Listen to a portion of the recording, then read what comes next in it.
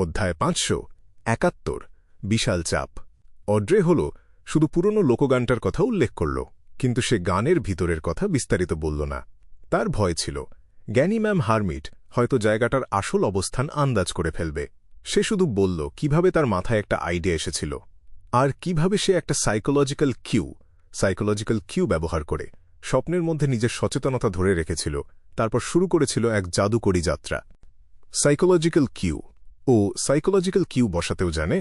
ও মনে হয় কোনো সিকোয়েন্স 7 সাইকিয়াট্রিস্ট ক্যাটলিয়া অভ্যাসবশত একটা সিদ্ধান্তে পৌঁছাল, কিন্তু সঙ্গে সঙ্গেই সে আরও বেশি বিভ্রান্ত হয়ে গেল। তাহলে ও সাইকিয়াট্রিস্টের বিয়ন্ডার ক্যারেক্টারিস্টিক কিনছিল কেন? একই পোষণ নিলে শক্তি বাড়ে সামান্য, আবার নিয়ন্ত্রণ হারানোর সম্ভাবনাও বেড়ে যায়। তার ওপর পোষণ হজম করতেও বাধা হয়ে দাঁড়ায় কোনো মিস্টিক্যাল আইটেম বানানোর জন্য, কিন্তু সেটা তো তার নিজের বিয়ন্ডার ক্ষমতার সাথে ওভারল্যাপ করবে। এর কোনো মানে হয় না অন্য কাউকে দেওয়ার জন্য।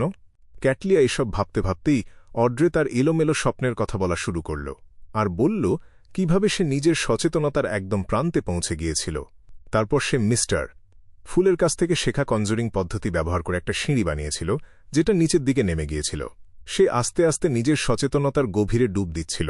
সে তার অবচেতনের ভিতরের ছোট ছোট আলোক বিন্দুগুলোর কথা বিস্তারিত বলল না, কারণ সেখানে কিছু লজ্জাকর গোপন কথা ছিল যেগুলো সে শেয়ার করতে চাইছিল না।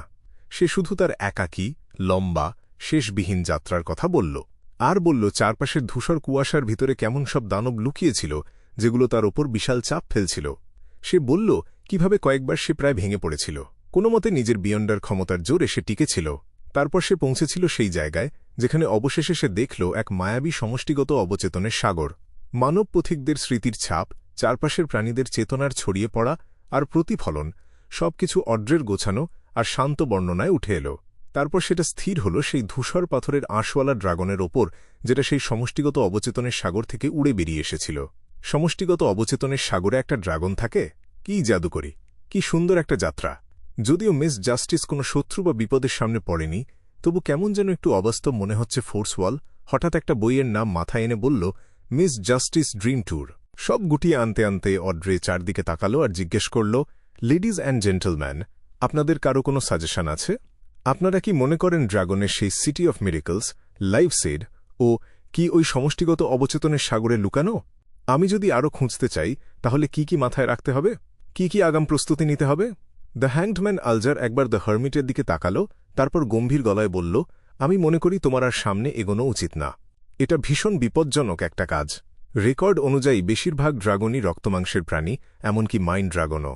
সমষ্টিগত অবচেতনের সাগরে সাঁতার কেটে টিকে থাকতে পারে, মানে যে ড্রাগনটা তুমি দেখেছ সেটা যথেষ্ট উঁচু সিকোয়েন্সের, অন্তত ডেমিগড লেভেলের। তুমি সিকোয়েন্স 5-এ না পৌঁছানো পর্যন্ত এই কথা মাথায় আনবে না। ক্যাটলিয়া মাথা নাড়ল, বলল, সমষ্টিগত অবচেতনের সাগরে আরও অনেক বিপজ্জনক জিনিস আছে।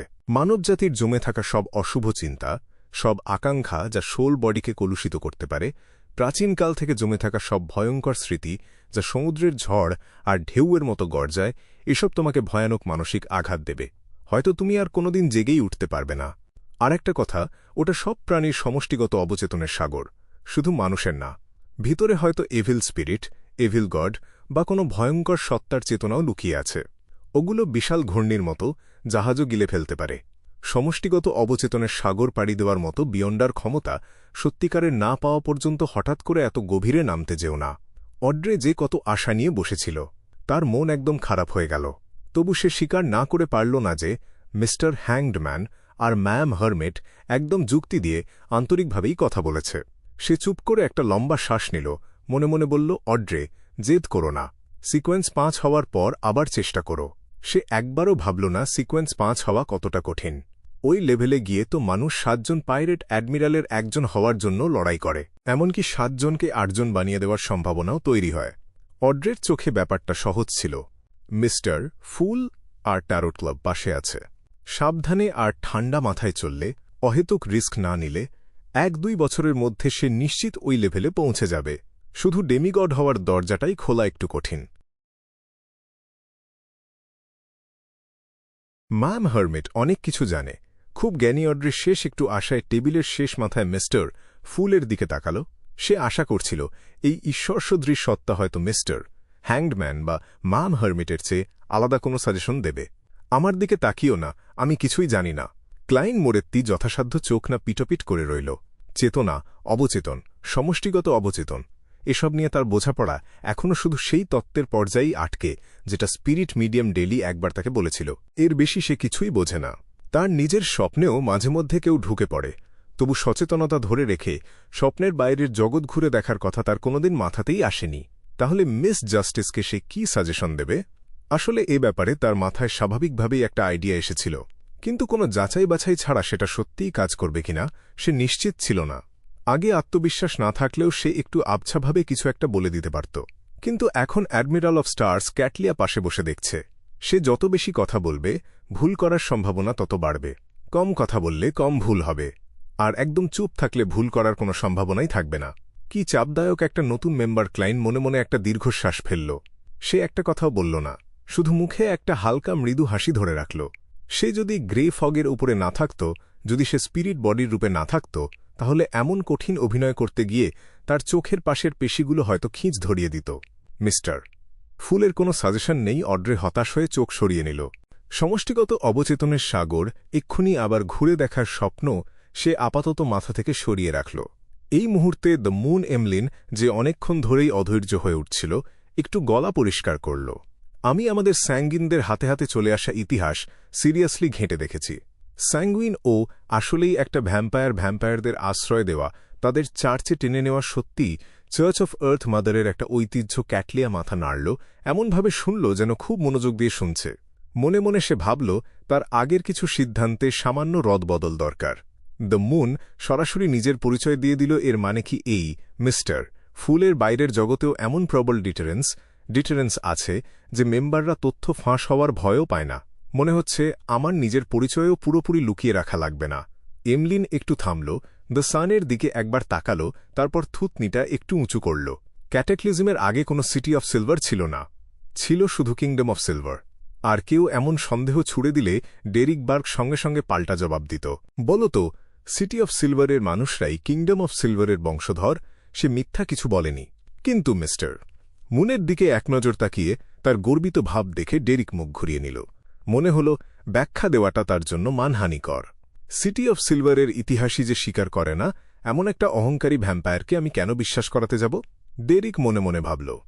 ডেরিকের প্রতিক্রিয়া দেখেই এমলিন বুঝে গেল সিটি অফ সিলভারের সাথে কিংডম অফ সিলভারের সম্পর্ক আছে।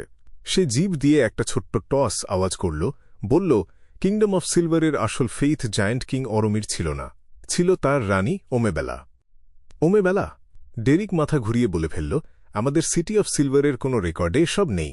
ওমেবেলা নামের কোনো রানীর রেকর্ডও কোথাও নেই। অ্যামলিন মুচকি হেসে দুই হাত ছড়িয়ে দিল। তাহলে তো আমি ঠিকই বললাম, তোমাদের সিটি অফ সিলভারের ইতিহাসে ঘাটতি আছে, অসম্পূর্ণ, তাই না? পরিষ্কার, তোমাদের স্যাঙ্গুইন ইতিহাসের রেকর্ডে গণ্ডগোল আছে।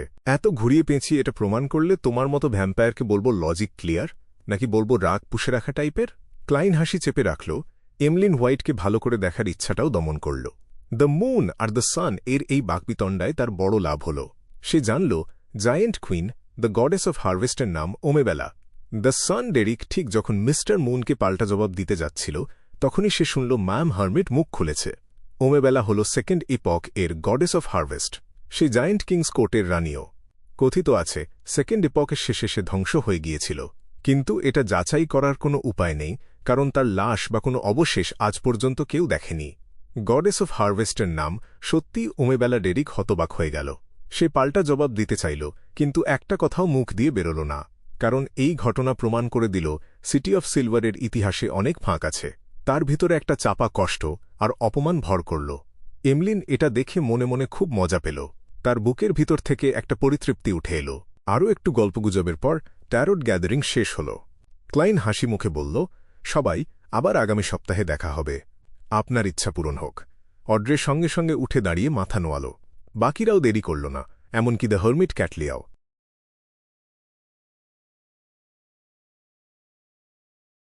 বাস্তবে ফিরে এসে অ্যাডমিরাল অফ স্টার্স ক্যাটলিয়া তার ডেস্কের ওপর ভেঙে পড়ে থাকা সিলেস্টিয়াল গ্লোবটার দিকে তাকাল। তারপর সে গম্ভীরভাবে গ্যাদারিংয়ে ঘটে যাওয়া সবকিছু মনে করতে লাগল। কয়েকটা ছোট ছোট ডিটেল তাকে বিশ্বাস করিয়ে দিল ট্যারোট ক্লাব অনেক বড় বড় ব্যাপারে জড়িয়ে আছে। একে হেলাফেলা করার কোনো সুযোগ নেই। আর গ্রে ফগের গভীরে লুকিয়ে আছে মিস্টার ফুল। দ্য ওয়ার্ল্ড যেমন ঘন ছায়ার আড়ালে লুকিয়ে থাকে, তেমনি সে ও পড়া যায় না, মাপা যায় না। সে কি পরিকল্পনা করছে কেউ জানে না। 10 সেকেন্ডেরও বেশি সময় চুপ থেকে ক্যাটলিয়া একটা কলম আর কাগজ বের করল। ভেবেচিন্তে লিখল, কেউ একজন ইচ্ছাকৃতভাবে অ্যাম্পেররের ডায়েরির পাতাগুলো সংগ্রহ করে চলেছে। ট্যারট ক্লাব সম্পর্কিত কোনো তথ্য সে ফাঁস করার সাহস করল না। তার ভয় ছিল মিস্টার ফুলের শাস্তির। সে শুধু সেটুকুই জানাতে পারে যেটা স্বাভাবিকভাবে যে কেউ বের করে ফেলতে পারে। লেখা শেষ করে চিঠিটা ভাঁজ করার পর সে নিজের কাছে থাকা সুন্দর সোনালি হারমোনিকাটা বের করল। ঠোঁটে ঠেকিয়ে সে সেটা বাজাল। চোখের পলকে সে দেখল চিঠিটা অদ্ভুতভাবে গায়েব হয়ে গেছে। চশমা না পরে থাকা সত্ত্বেও সে মেসেঞ্জারের আসার কোনো হদিশ ধরতে পারল না। উফ! ক্যাটলিয়া একটা লম্বা শ্বাস ফেলে কপাল টিপে ধরল। মনে মনে বলল, ঈশ্বরের নজরদারির নিচে বসে একটা গ্যাদারিংয়ে অংশ নেওয়ার চাপটা সত্যিই বিশাল।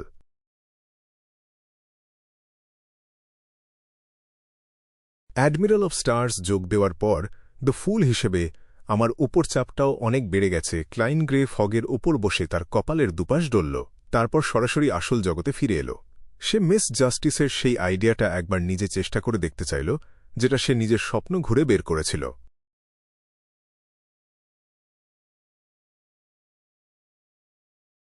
অধ্যায় 572, আমার নাম উচ্চারণ করো।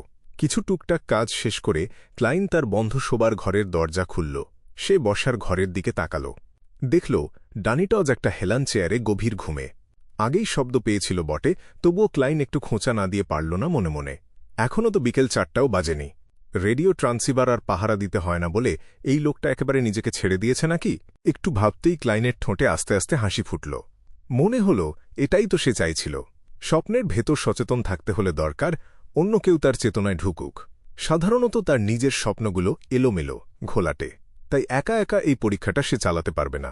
নিজের মাথায় নিজে তো আর সাইকোলজিক্যাল কিউ বসাতে পারে না। সেজন্যই সে ঠিক করেছিল বাইরের শক্তি ব্যবহার করে অন্য কারো স্বপ্নে ঢুকবে। এভাবে একজন নাইটম্যারের মতো স্বপ্নের ভেতর সচেতন থাকা যাবে। প্রথমে ভেবেছিল বাইরে গিয়ে উপযুক্ত কাউকে খুঁজবে, কিন্তু ডানিটজের ভঙ্গিটা এমন নিখুঁত ছিল যে এক লাথি না মেরে সে নিজেকে সামলাতে পারছিল না। না, আমার তো পরীক্ষা করার কথা। ক্লাইন নিজেকে ঠিক করল। একটু ভাবল সে।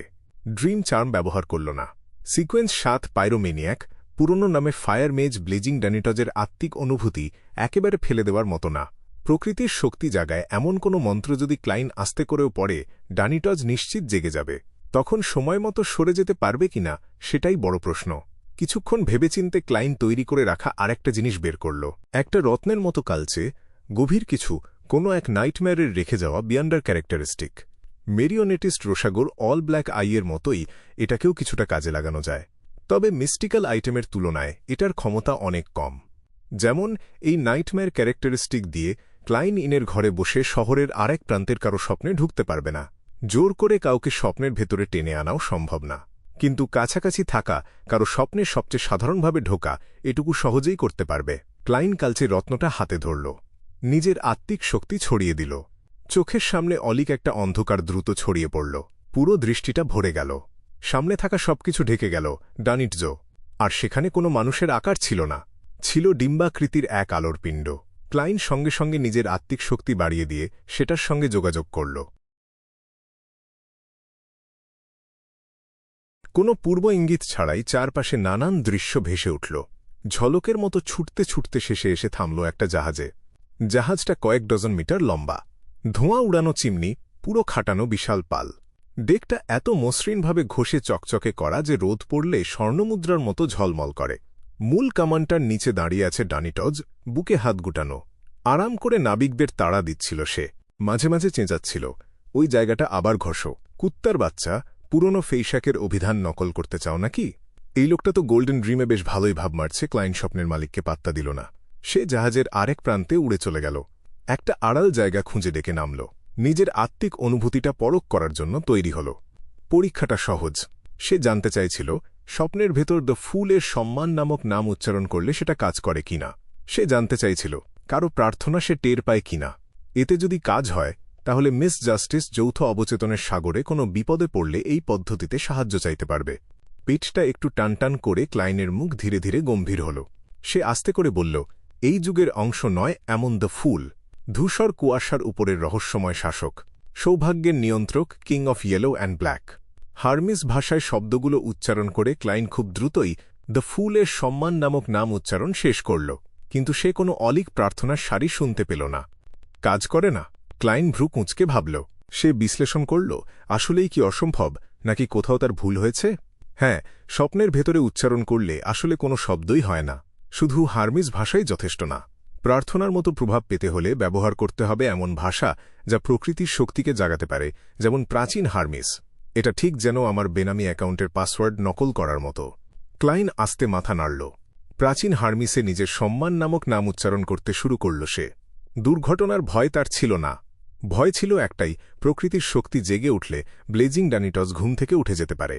একে একে প্রতিটা শব্দ সে উচ্চারণ করল। দ্রুতই 3টা বাক্য শেষ হল। তারপরই ক্লাইন শুনতে পেল সেই বিরক্তিকর অলিক প্রার্থনাগুলো একের পর এক স্তূপ হয়ে আসছে। ঠিক সেই মুহূর্তে ডানিটজের স্বপ্ন কেঁপে উঠল। গোল্ডেন ড্রিম দ্রুত ভেঙে পড়তে লাগল। ক্লাইন আর এক মুহূর্ত দেরি করল না, সঙ্গে সঙ্গে বেরিয়ে এল। ডানিটস জাগার আগেই সে নিজের শোবার ঘরে ফিরে এল। 7-8 সেকেন্ড পর ডানিটস ধরফর করে উঠে বসল। ভয়ে নিজেই নিজেকে বিড়বিড় করে বলল, কেন যে স্বপ্নে দেখলাম সেই পাগল গেরম্যান স্প্যারো গোল্ডেন ড্রিমে আবার ঝামেলা পাকাচ্ছে। কি ভয়ঙ্কর ব্যাপার! কুত্তার বাচ্চা! এতদিন ধরে এটা নিয়ে দুশ্চিন্তা করতে করতে নিশ্চয়ই এই অবস্থা হয়েছে।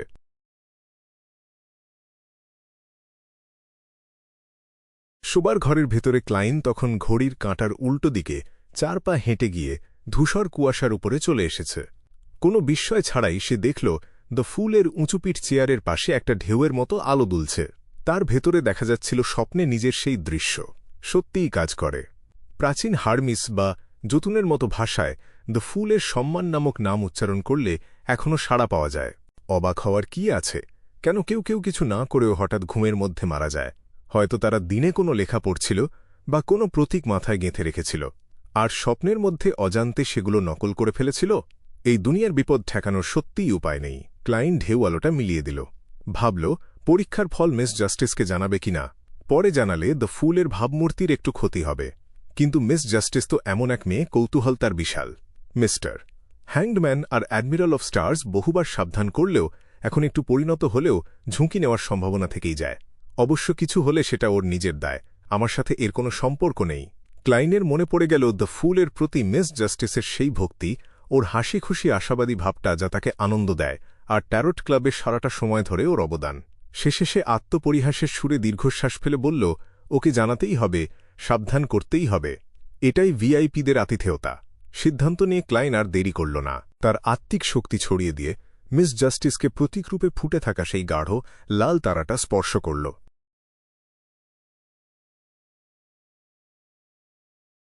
ইস্ট চেস্টার কাউন্টির বিশাল ম্যানশনের একটা ঘর। অড্রে পা দুটো একপাশে হেলিয়ে নিজের ড্রেসিং টেবিলের সামনে বসেছিল।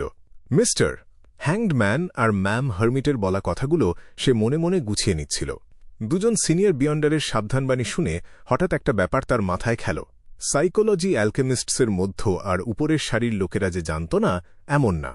নিজে নিজেই সাইকোলজিক্যাল কিউ বসিয়ে স্বপ্ন, অবচেতনের বরফ পাহাড় আর যৌথ অবচেতনের সাগরে যাওয়া যায়, এটা ওরা জানত। ওরা আমাকে কিছু বলেনি, কারণ একজন সাইকিয়াট্রিস্টের জন্য এটা মারাত্মক বিপজ্জনক। এমন অভিযানে অনেকে আগেই মারা গেছে, কিন্তু আমাকে তো অন্তত সাবধান করতে পারত। ঠিক, ওদের চোখে আমি তো শুধু সিকোয়েন্স 8 টেলিপ্যাথিস্ট। আমার তো সাইকোলজিক্যাল কিউয়ের ক্ষমতাই নেই, তাই সাবধান করার দরকার পড়েনি। অড্রে অবশেষে এই ধাঁধাটা বুঝতে পারল। মন খারাপ ভাবটা সরাতে সুশিকে ভেতরে ডাকতে যাবে, এমন সময় হঠাৎ সে দেখল ঘন ধূসর কুয়াশা যেন উগরে আসছে। মুহূর্তেই তার দৃষ্টি ভরে গেল। অসীম ধূসর সাদা মাঝখানে একটা উঁচুপিঠ চেয়ারে বসে আছে একটা অবয়ব। তার দিকে তাকিয়ে অবয়বটা বলল, ভেবেচিন্তে না দেখে কোনো চেষ্টা করো না। অড্রে কিছু বুঝে ওঠার আগেই গভীর রাজকীয় কণ্ঠস্বরটা আবার বেজে উঠল। স্বপ্নে যদি বিপদে পড়ো, আমার নাম উচ্চারণ করো। আপনার নাম উচ্চারণ করব। অড্রের চোখ বড় বড় হয়ে গেল। আনন্দে সে যেন ভেসে গেল। জি, মিস্টার ফুল। দেখল মিস জাস্টিস কোনো সন্দেহ না করে বরং উত্তেজিত হয়ে আছে। ক্লাইন মনে মনে স্বস্তির নিঃশ্বাস ফেলল। মৃদু হাসি দিয়ে বলল, প্রাচীন হার্মিস ব্যবহার করো। কথা শেষ করে তার অবয়ব মিলিয়ে গেল। ধূসর কুয়াশা সরে গেল। অড্রে 2 সেকেন্ড স্তব্ধ হয়ে বসে রইল। তারপরই তাড়াতাড়ি ঠোঁট চেপে ধরল। ভয় হল, ঠিকভাবে আচরণ করতে পেরেছিল তো? মিস্টার ফুল আমাকে বিশেষভাবে সাবধান করলেন, এমনকি স্বপ্নে ওর নাম উচ্চারণ করার অনুমতিও দিলেন। অড্রে উত্তেজিত হয়ে এক জায়গায় কয়েক পা ঘুরল। ও বিশ্বাস করছিল ও সত্যি ব্লেসড অফ গড হয়ে গেছে। অবশ্য মিস্টার ফুলের সতর্কবাণীও সে ভুলল না। ঠিক করল সাইকোলজি অ্যালকেমিস্টসের কাছ থেকে আরও খোঁজখবর নেবে, পুরোপুরি প্রস্তুত হয়েই আবার চেষ্টা করবে। ঠোঁটের কোণ ধীরে ধীরে বেঁকে উঠল। বুকের উপর হালকা করে এলোমেলো করে তাপ্পি মেরে মনে মনে বলল, মিস্টার ফুল আমাকে রক্ষা করুন টিল্ডে।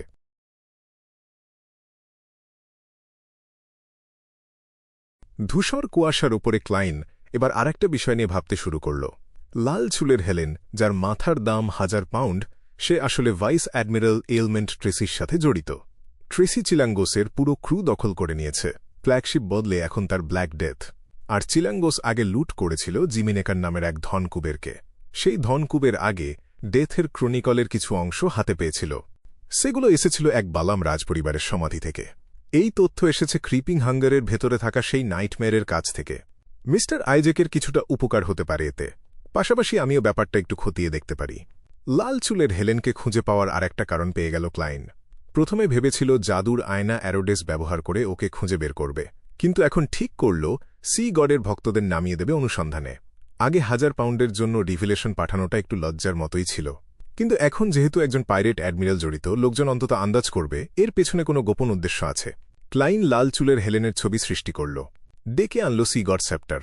কখনো গণহারে রিভিলেশন পাঠায়নি সে। সম্ভব ছিল এটা তার কাঁধে এমন একটা বোঝা চাপাবে যা সে সামলাতে পারবে না। সে তাই কালাত আর অ্যাডমন্টনের মতো উঁচু সারির ভক্তদেরই বেছে নিল। আকাশ ছোঁয়া ঢেউকে পেছনের পটভূমি বানিয়ে গম্ভীর কণ্ঠে বলল, ওকে খুঁজে বের করো, ওকে রক্ষা করো, ট্রেসির লোকজন থেকে সাবধান। আর কোনো ব্যাখ্যা দিল না ক্লাইন। পুরো দৃশ্যটা আর লাল চুলের হেলেনের ছবি ভেঙে কয়েক সেট তৈরি করল। তারপর সেগুলো ছড়িয়ে দিল ভক্তদের প্রতিনিধিত্বকারী আলোর ফোঁটাগুলোর দিকে।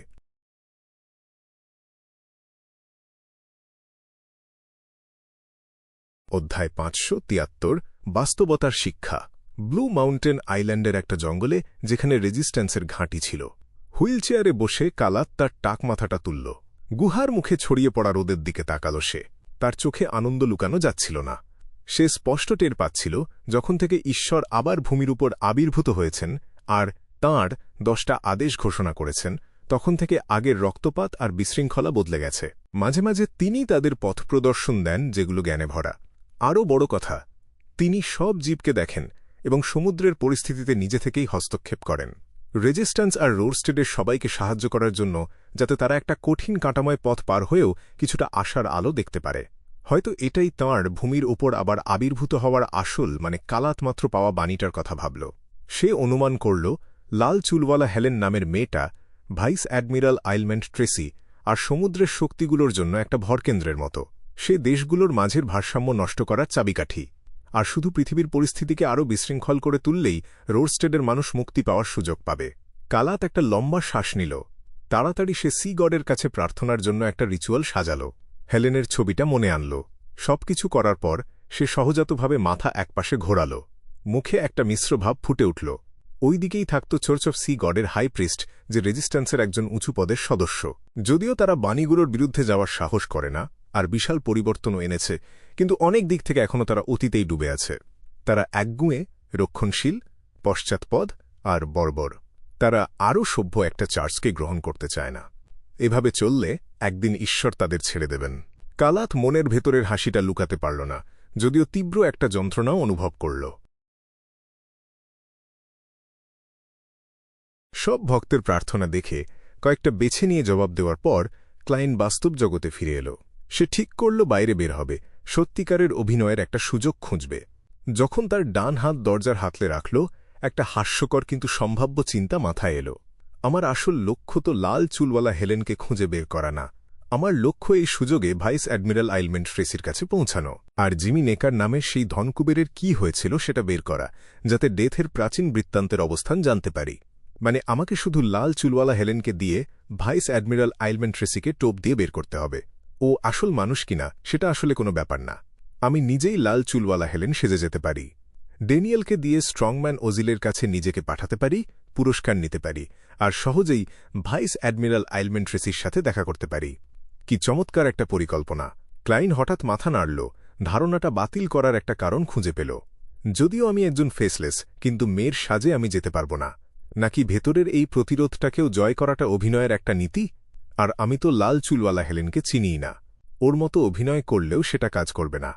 বাইরে থেকে দেখতে ওর মতো হলেও যারা ওকে চেনে তাদেরকে ঠকাতে পারব না। এই রাস্তায় গেলে ভাইস অ্যাডমিরাল আইলম্যান ট্রেসির সাথে দেখাই হবে না। হ্যাঁ, লাল চুলওয়ালা হেলেনকে যে খুঁজছে সে হয়তো ট্রেসি নাও হতে পারে, ট্রেসির শত্রুও হতে পারে। ভাইস অ্যাডমিরাল আইলম্যান ট্রেসির অতীত আমি জানি না। ওভাবে তাড়াহুড়ো করলে অসীম বিপদ আসতে পারে। সাবধান থাকাই ভালো। আমি প্রথমে আমার পরিকল্পনা মতো লাল চুলওয়ালা হেলেনকে খুঁজব। বিস্তারিত জানার পর পরের পদক্ষেপ ভেবে দেখব। ঠিক সেই মুহূর্তে ক্লাইন হঠাৎ টের পেল বসার ঘরে কোথাও যেন একটু গণ্ডগোল। ড্যানিয়েলের নাকডাকা নরম হয়ে গেছে, আর প্রতিটা ডাকার মাঝের সময়ও কমে এসেছে। ভাইস অ্যাডমিরাল আইসবার্গ এসেছে নাকি? ক্লাইন হাতল ঘুরিয়ে শোবার ঘরের দরজা খুলল। সে নিঃশব্দে যখন এটা করল, ড্যানিয়েল চোখ খুলে বিছানা থেকে উঠে বসল। হাসিটা চাপতে সে অনেক চেষ্টা করল। বলল, ক্যাপ্টেন এসেছিল। ও বলল অ্যাডমিরাল অফ ব্লাডের জাহাজকে লংটেল আইল্যান্ডে দেখা গেছে, আর সে দক্ষিণ দিকে যাচ্ছে। ওর গন্তব্য সম্ভবত বার্জার্ক সি। খবরের সূত্র বিশ্বাসযোগ্য। লংটেল আইল্যান্ড রোডস্টেড সাগরের একদম দক্ষিণ প্রান্তের সেই দ্বীপ।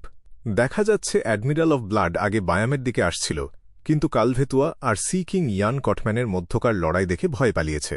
সে চক্কর দিয়ে সোজা বার্সার্ক সি এর দিকে চলে গেছে। হ্যাঁ, সম্ভবত তার ইন্টেলিজেন্স অফিসার ওল্ড কুইন তাকে কোনো টেলিগ্রাম পাঠায়নি। এই কারণে ক্লাইন একটা চাপা আফসোসে পড়ল। সে শুধু আক্ষেপ করল যে বাস্তবতা তার পরিকল্পনার চেয়ে দ্রুত বদলে যাচ্ছে। সে ভেবেছিল অ্যাডমিরাল অফ ব্লাডকে শিকার করার ব্যাপারটা পাগল অভিযাত্রী আর বাউন্টি হান্টার গিরম্যান স্প্যারোর সবচেয়ে বড় যুদ্ধ হবে। শুধু একটা স্টিল মাভেতিকে মেরে সেই কাঁপুনি আর বিস্ময়টা তৈরি করা যাবে না। ক্লাইন একটাও কথা না বলে শান্তভাবে ড্যানিয়েলের দিকে তাকাল। ড্যানিয়েল তীক্ষ্ণ দৃষ্টিতে একটু অস্বস্তি বোধ করল। সে একটা ফাঁপা হাসি দিল। অ্যাডমিরাল অফ ব্লাড পালিয়েছে। ক্যাপ্টেনের সাথে তোমার সহযোগিতা শেষ হয়েছে, তাই না? আমি এখন স্বপ্নে ফিরতে পারি, তাই না? পরের কোনো ঘটনা থাকলে তোমার মেসেঞ্জারের মাধ্যমে যোগাযোগ করা যাবে। ক্লাইন একটু ভেবে পকেট থেকে একটা কাগজ বের করল। সে মেসেঞ্জার ডাকার পদ্ধতিটা লিখে দিল। তারপর সে কবজি ঝাঁকিয়ে কাগজটা একটা ধাতব প্লেটের মতো ছুঁড়ে দিল। ড্যানিয়েল ছিল সিকোয়েন্স নয়, এর একজন হান্টার, তাই সহজেই হাত বাড়িয়ে কাগজটা ধরল। সে চোখ বুলিয়ে নিল। তারপর তার হাতের তালুতে লাল আগুন জ্বলে উঠে কাগজটা ছাইয়ে পরিণত করল। হাহা, আমি যদি ভুলেও যাই, ক্যাপ্টেন আমাকে আবার মনে করানোর উপায় ঠিকই বের করবে। সে একটু থামল, ঠোঁটে একটা হাসি টেনে আবার জিজ্ঞেস করল, আমি এখন স্বপ্নে ফিরতে পারি, তাই না? ক্লাইন আস্তে মাথা নাড়ল। বলল, হ্যাঁ, আমি পারব। ড্যানিয়েল মুঠি পাকিয়ে উদযাপন করার ইচ্ছাটা চেপে রাখল। ভয় ছিল পাগল গিরম্যান স্প্যারোকে চটিয়ে ফেললে বিপদ হবে। সে সাবধানে হাসল। বলল, আমি প্রথমে এই কদিনের ঘরের ভাড়া মিটিয়ে দেব আর জাহাজের টিকিট কিনে নেব। তুমি তো জানো, বায়াম ইদানিং শান্ত না। ক্যাপ্টেন চায় না যে স্বপ্ন এই বন্দরে ভিড়ুক। অন্তত ঘরের টাকা মেটানোর কথা তুমি জানো। ক্লাইন একটা কথাও বলল না। সে তার গম্ভীর ভাবটা ধরে রাখল। কাঁধে কোট চাপিয়ে টুপি হাতে নিয়ে সে নিজের বিলাসবহুল সুইটের দিকে হাঁটতে লাগল। যখন তার পিঠটা সিঁড়ির বাঁকের কোনায় হারিয়ে গেল, ড্যানিয়েলের চোখের আড়ালে চলে গেল। ড্যানিয়েল ঘরে ঢুকে দরজা বন্ধ করল। মুঠি পাকিয়ে শূন্যে ঘুষি ছুড়ল। দারুণ, দারুণ, আমি অবশেষে মুক্ত। সে দেরি না করে মাথায় টুপি পরে উইন্ড অফ অ্যাজুয়ার ইনের ফ্রন্ট ডেস্কে গিয়ে বিল মেটাল। ওদের জানিয়ে দিল যে এই না যে সে চেক আউট করছে। ড্যানিয়েল দ্রুত রাস্তায় নামল। সিভিড বার নামের একটা জায়গার দিকে ছুটতে লাগল। বাতাসটাকে তার তাজা আর আনন্দময় মনে হল। কয়েক পা যাওয়ার পর সে হঠাৎ একটা মোড়ের দেয়ালে সাঁটানো বাউন্টি পোস্টারগুলো দেখল। ব্লেজিং ড্যানিয়েল ৫,৫০০ পাউন্ড। পোস্টারগুলো ড্যানিয়েলের থেকে মাত্র ২ কদম দূরে ছিল। ওই পরিচিত মুখটার সাথে তার টুপি পরা মুখটা সহজেই মিলিয়ে দেখা যেত। ড্যানিয়েল দাঁতে দাঁত চাপল। একটা বিষাদমাখা হাসি ফুটিয়ে তুলল। সে তাড়াতাড়ি টুপিটা মাথার ওপর চেপে নামাল। প্রায় তার চোখের সামনের দৃষ্টিও ঢেকে ফেলল। কিন্তু তবুও স্বস্তি পাচ্ছিল না সে। কাছের একটা ডিপার্টমেন্ট স্টোরে গিয়ে একটা ধূসর স্কার্ফ কিনল। গলায় পেঁচিয়ে নাক আর মুখ স্কার্ফের ভেতরে ঢেকে নিল। এবার ড্যানিয়েল একটু হালকা বোধ করল। পা বাড়িয়ে গন্তব্যের দিকে ছুটল। সিউইড বার এমন এক জায়গা যেখানে দলগুলো জড়ো হতো। কুখ্যাত জলদস্যুদের এখানে দেখা যাওয়া স্বাভাবিক ছিল। যদিও এই জায়গাটা সোয়ার্ডফিশ বার বা আমাইরিস লিফ বারের মতো না, যেখানে অনেক খবর আর সম্পদের নাগাল পাওয়া যায়, কিন্তু এর নিজস্ব একটা বিশেষত্ব ছিল। এখানে অনেক কাজের গোপন চ্যানেল ছিল। ড্যানিয়েল চাইছিল গ্যালাগোসের একটা স্ক্যাল্প করা টিকিট কিনতে, কারণ এতে কোনো পরিচয়পত্র দিতে হবে মোহনা। সে ভালো করেই জানত, অতীত হোক বা বর্তমান, ওর বাউন্টি পোস্টার সব টিকিট বুথে সাঁটানো থাকে। হোয়াইট অ্যাগেটের প্রথম শ্রেণীর টিকিটটাও সে এভাবেই কিনেছিল। বারে ঢুকেই ড্যানিয়েল টুপি বা স্কার্ফ খুলল না। সে সাবধানে চারপাশটা দেখে নিল। ড্যানিয়েলকে খুঁজে পেল। যে স্ক্যাল্প করা টিকিট বিক্রি করত। সে সরাসরি লোকটার কাছে গেল না। 30-এর কোঠার রোগা একটু কালো চাপড়া লোকটার দিক থেকে চোখ সরিয়ে নিল। অপরিচিত কাউকে খুঁজতে লাগল। কয়েকজনকে দেখার পর ড্যানিয়েল ভিড় ঠেলে বারের কাউন্টারে মদ খাচ্ছে এমন এক ছোকরার পাশে এসে দাঁড়াল। তার কাঁধে টোকা দিল। গলা চেপে বলল, একটা উপকার করো তো। ছোকরাটা সতর্কভাবে মাথা ঘুরিয়ে এক সন্দেহজনক লোককে দেখল। তার মুখের নিচের অর্ধেক ধূসর স্কার্ফে ঢাকা মাথার টুপি প্রায় চোখ ঢেকে রেখেছে। মুখের প্রায় কিছুই দেখা যাচ্ছে না। এমন সাজ মানেই সন্দেহজনক, কারণ রোস্টেড দ্বীপপুঞ্জে শীতকালে সবচেয়ে কম তাপমাত্রাও থাকে প্রায় 10 ডিগ্রি সেলসিয়াস। ড্যানিয়েলের দিকে আঙুল দেখাল। ওই লোকটাকে দেখছ? কাল গ্যালাগোসের একটা টিকিট কিনে দাও আমাকে। সে 3টা 1 পাউন্ডের নোট হাতে ধরিয়ে দিয়ে মুচকি হাসল। বাকিটা তোমার। যদিও স্ক্যাল্প টিকিট খুচরা টিকিটের চেয়ে অনেক বেশি দাম, কিন্তু গ্যালাগোস বেশি দূরে না, তাই 3 পাউন্ডই যথেষ্ট ছিল। এর কারণ অবশ্য এটাও যে যাত্রাটা তুলনামূলক ছোট আর প্রথম শ্রেণীর টিকিট কেনারও দরকার নেই। ড্যানিয়েল নিজের টিকিটটা কিনল না, কারণ ওর ভয় ছিল ড্যানিয়েল তাকে চিনে ফেলবে আর অনাকাঙ্ক্ষিত ঝামেলা আসবে। আগে যখন ওর বাউন্টি ছিল মাত্র 3000 পাউন্ড, তখন ওর সমান বা তার নিচের লেভেলের জলদস্যু আর অভিযাত্রীদের ভাবতে হতো ওকে ফেলতে কতজন লাগবে। পাওয়া বাউন্টির অঙ্কটা এত বড় ছিল না যে ভাইস অ্যাডমিরাল আইসবার্গের ভয় বা প্রাণ হারানোর ঝুঁকি ভুলিয়ে দিত। তাই খুব কম মানুষই ওর ওপর আক্রমণ করার সাহস করত। ফলে এমন কালোবাজারে ওর নিরাপত্তা প্রায় নিশ্চিত ছিল। কিন্তু এখন ওর বাউন্টি পুরস্কার 5500 পাউন্ডে পৌঁছেছে। কয়েকজন মিলে গেলেও প্রত্যেকের ভাগে যে টাকা পড়বে সেটা যথেষ্ট বড়। আর সমুদ্রে অনেক বেপরোয়া মানুষ আছে। এছাড়াও এমন মানুষ আছে যারা মনে করে নিজেদের বাউন্টি অনেক কম আর শক্তি প্রমাণ করতে চায়। এরা অবশ্যই ড্যানিয়েলের মতো কুখ্যাত কিন্তু কম ঝুঁকির টার্গেটকে ধরবে। এই কারণেই ড্যানিয়েল ভয় পাচ্ছিল ড্যানিয়েল তাকে বিশ্বাসঘাতকতা করবে। তাই সে এলোমেলো একজনকে দিয়ে টিকিট কেনার দায়িত্ব দিল। ছোকরাটা টাকা হাতে নিয়ে ড্যানিয়েলের দিকে আরেকবার তাকাল। সিট থেকে উঠে ড্যানিয়েলের দিকে হাঁটতে লাগল। কিছু মাতালের পাশ দিয়ে যাওয়ার সময় সে ইচ্ছে করে পা ধীর করল। ফিসফিস করে তাদের কিছু বলল। এই দৃশ্য দেখে ড্যানিয়েল হঠাৎ সতর্ক হয়ে গেল। একটা সমস্যার কথা তার মাথায় এলো। সে যেহেতু সন্দেহজনকভাবে চলাফেরা করছে, তার মধ্যে যে কোনো সমস্যা আছে সেটা স্পষ্ট। বিশ্বাসঘাতকতা করার জন্য সে একদম নিখুঁত শিকার। হে, তুমি ভেবেছ আমার ব্লেজিং নামটা এমনি এমনি এসেছে? ড্যানিয়েল ঠিক করল টিকিট পাওয়ার পর ছোকরাটাকে একটা শিক্ষা দেবে। ঠিক তখনই সে দেখল একটা চেনা মুখ বারে ঢুকেছে। সে ছিল এক কুখ্যাত জলদস্যু, ব্লু আইজ মিথ, যার বাউন্টি ছিল 2800 পাউন্ড। আর এই জলদস্যু স্পষ্টতই জানত এই দলটা ওকে বিশ্বাসঘাতকতা করার পরিকল্পনা করছে। ব্লু আইজ মিথের কয়েকজন বেশ শক্তিশালী অনুচর আছে। ড্যানিয়েল দ্বিধা না করে উঠে বারের পেছনের দরজার দিকে ছুটল। ওর গতি বাড়ল। ক্ষিপ্রতার সাথে মাতালদের মাঝখান দিয়ে নিজেকে গলিয়ে বারের বাইরে চলে গেল। তারপর তার পাকা ট্র্যাকিং বিরোধী দক্ষতা কাজে লাগিয়ে সম্পূর্ণ পালিয়ে গেল। ড্যানিয়েল রাস্তায় থাকার সাহস করল না, কারণ অন্ধকার নেমে এসেছিল। টহলরত পুলিশ আর সৈনিকদের সংখ্যা বাড়তে শুরু করবে এখন। সে সোজা উইন্ড অফ অ্যাজিওর ইনে ফিরে এল।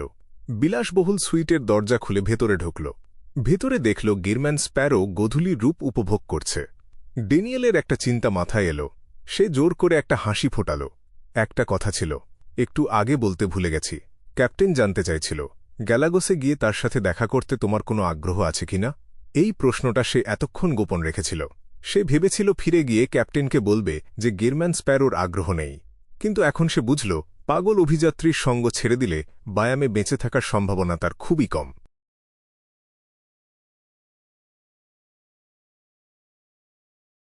অধ্যায় 574, ফেল টু অ্যাকমপ্লিশ। গালাগোসে গিয়ে vice admiral iceberg Edwina Edwards এর সাথে দেখা করতে হবে। ক্লাইন একটু চমকে গেল, প্রায় ভ্রু কুঁচকে ফেলল। ব্যাপারটা যে সে মেনে নিতে পারছে না এমন না, বরং এই মুখোমুখি সাক্ষাৎটাকে কাজে লাগিয়ে সে এমন কিছু খুঁটিনাটি জিনিস জিজ্ঞেস করতে পারবে যেগুলো চিঠিতে লিখে বোঝানো ঝামেলার। কে জানে, হয়তো এই কথাবার্তা থেকেই তার সামনের অগ্রগতি আর হাই সিকোয়েন্স পোষণের ফর্মুলার জন্য নতুন কোনো ইঙ্গিত পাওয়া যাবে। একজন বন্ধু বেশি, মানে একটা চ্যানেল বেশি। ক্লাইন মনে মনে কথাটা বলল। তারপর সে পকেট থেকে একটা ভারী সোনার মুদ্রা বের করল। ব্লেজিং ড্যানিটজের সামনেই সে ডেফিনেশন করল এই কাজে কোনো বিপদ আছে কিনা। চকচকে সোনার মুদ্রাটা শূন্যে উঠে আবার তার হাতের তালুতে এসে পড়ল উল্টো পিঠ উপরের দিকে। এর মানে হল নেতিবাচক উত্তর, অর্থাৎ গালাগোসে গিয়ে ভাইস অ্যাডমিরাল আইসবার্গ এডউইনার সাথে দেখা করায় তেমন কোনো বিপদ নেই। ক্লাইন চোখ তুলে ড্যানিটজের দিকে তাকাল। শান্ত গলায় বলল, ঠিক আছে, ক্যাপ্টেনের পক্ষ থেকে তোমাকে ধন্যবাদ আমন্ত্রণটা গ্রহণ করার জন্য। ড্যানিটজ বুক ভরে শ্বাস ছাড়ল, তার ভ্রু জোড়া আলগা হল, ঠোঁটে হাসি ফুটল। ক্লাইন দেয়াল ঘড়ির দিকে এক নজর তাকাল। বলল, আমি আগে একটু ওয়াশরুমে যাচ্ছি। ওয়াশরুমে? মানে তুমি কি পরে বেরিয়ে আমার জন্য টিকিট কিনতে যাবে? ডানিটজের চোখ গেহরম্যান স্প্যারোর শরীর অনুসরণ করতে লাগল। সে কথার মাঝখান থেকেই ইঙ্গিতটা ধরে ফেলল। ধূসর কুয়াশার উপরের অংশে স্পিরিট ডাউজিং দিয়ে কিছু একটা নিশ্চিত করার পর ক্লাইন হাত ধুয়ে ওয়াশরুম থেকে বেরিয়ে এলো। সে ডানিটজকে বলল, চলো। আমি? ডানিটজ নিজের দিকে আঙুল দেখাল। ক্লাইন কোট পরে নিয়ে মাথা নাড়ল। এর কোনো দরকার আছে কি? তুমি সরাসরি অ্যালান্ডকে খুঁজে বের করতে পারো, ও আমাদের জন্য 2টো টিকিট কিনে দেবে। এই বিরল মুহূর্তে ডানিটজ আন্তরিকভাবেই একটা পরামর্শ দিল। ক্লাইন ঠান্ডা চোখে তার দিকে এক পলক তাকাল, কোনো কথা বলল না। সে টুপি পরে দরজা দিয়ে বেরিয়ে গেল। ডানিটজ একটু কেঁপে উঠল। তার দ্বিতীয় পরামর্শটা সে গিলে ফেলল, যেটা ছিল ভুয়া পরিচয়পত্র বানিয়ে আর গেহরম্যান স্প্যারোর চেহারা বদলানোর ক্ষমতা কাজে লাগিয়ে সরকারি কাউন্টার থেকেই 2টো টিকিট কিনে নেওয়া। সে আবার গলায় স্কার্ফ পেঁচিয়ে নিল, টুপিটা মাথায় চেপে বসাল, তারপর দ্রুত পায়ে গেহরম্যান স্প্যারোর পিছু নিল। প্রায় 20 মিনিট পর ক্লাইন সামনের দিকে আঙুল তুলে দেখাল। সেখানে একটা হইহট্টগোল লেগে আছে। ওইটাই? ওটা ছিল সিভিড বার, যেখানে ডানিটজ আগে কালোবাজারি টিকিট কিনতে গিয়ে ব্যর্থ হয়েছিল। হ্যাঁ, ডানিটজ ভাবতেই পারেনি ওরা ঘুরে আবার এখানেই চলে আসবে। সে এক মুহূর্ত হতভম্ব হয়ে গেল। পথে আসতে আসতে সে তার আগের অভিজ্ঞতার কথা মোটামুটি বলেছে। তাই গেহরম্যান স্প্যারো কেন আবার এখানে ফিরে আসছে সেটা সে বুঝতে পারল না। ভাবতে ভাবতে হঠাৎ তার মাথায় একটা সম্ভাবনা এলো। সে বলে ফেলল, তো তুমি কি আমার হয়ে প্রতিশোধ নিতে এসেছ? লোকটা পাগল হতে পারে, কিন্তু বন্ধুদের সাথে খুব ভালো ব্যবহার করে। অ্যালান্ড আর বাকিদের জন্য ব্যান্সি হারবারে ঝুঁকি নিয়ে যাওয়াটাই তার বড় প্রমাণ। ডানিটজ নিজের মনেই এসব ভেবে নিল। ক্লাইন তার দিকে এক নজর তাকিয়ে কিছু বলল না। সে বড় বড় পা ফেলে সিভিড বারের ভেতরে ঢুকে গেল। আসলেই দরকার নেই, ডানিটজ পেছন পেছন ঢুকতে ঢুকতে দুর্বল গলায় বলল। তার নিজের কথা যদি বলতে হয়, সে যদি পরিস্থিতি বড় করতে ভয় না পেত, ওই কয়টা পিঠে ছুরি মারা জারজগুলোকে সিমেন্টে বেক করে সাগরের তলায় ডুবিয়ে দিত। বারের ভেতরটা হইহল্লায় জমজমাট। স্থানীয় গান বাজছে, যেন একটা ঘোরের মধ্যে নিয়ে যায়। ডানিটজ মন দিয়ে চারপাশটা দেখতে লাগল, ওই পিঠে ছুরি মারা দলটাকে খুঁজল। আর সেই কুখ্যাত জলদস্যু ব্লু আইজ মিথকেও। ওই হল ডেনিয়েল। ডানিটজ আলগাভাবে কালোবাজারি বণিকটাকে দেখিয়ে দিল। আফসোস, জায়গাটা এতই বিশৃঙ্খল যে বোঝা যাচ্ছে না ওই দলটা এখনও এখানে আছে কি না। সে কিছুটা আক্ষেপের সাথে ভাবল। ক্লাইন তার চোখ অনুসরণ করল। ডান হাত দিয়ে সে ক্রিপিং হাঙ্গারকে ছুঁয়ে দেখল, তারপর মাথা ঘুরিয়ে ডানিটজের দিকে তাকাল। স্বাভাবিক স্বরে বলল, স্কার্ফটা খোলো। তার সুর এমন যেন সে বলছে 1 গ্লাস বিয়ার কিনে আনতে। ডানিটজ ঠায় দাঁড়িয়ে গেল। সে ভাবল, ভুল শুনল না তো? ক্লাইন ঠোঁটের কোণ একটু চওড়া করে বলল, স্কার্ফটা খোলো। 3 বার বলাবে না আমাকে। কেন ঠান্ডা পাগলাটে দৃষ্টির সামনে ডানিটজের প্রশ্নটা গলায় আটকে গেল। সে চুপচাপ স্কার্ফটা খুলল।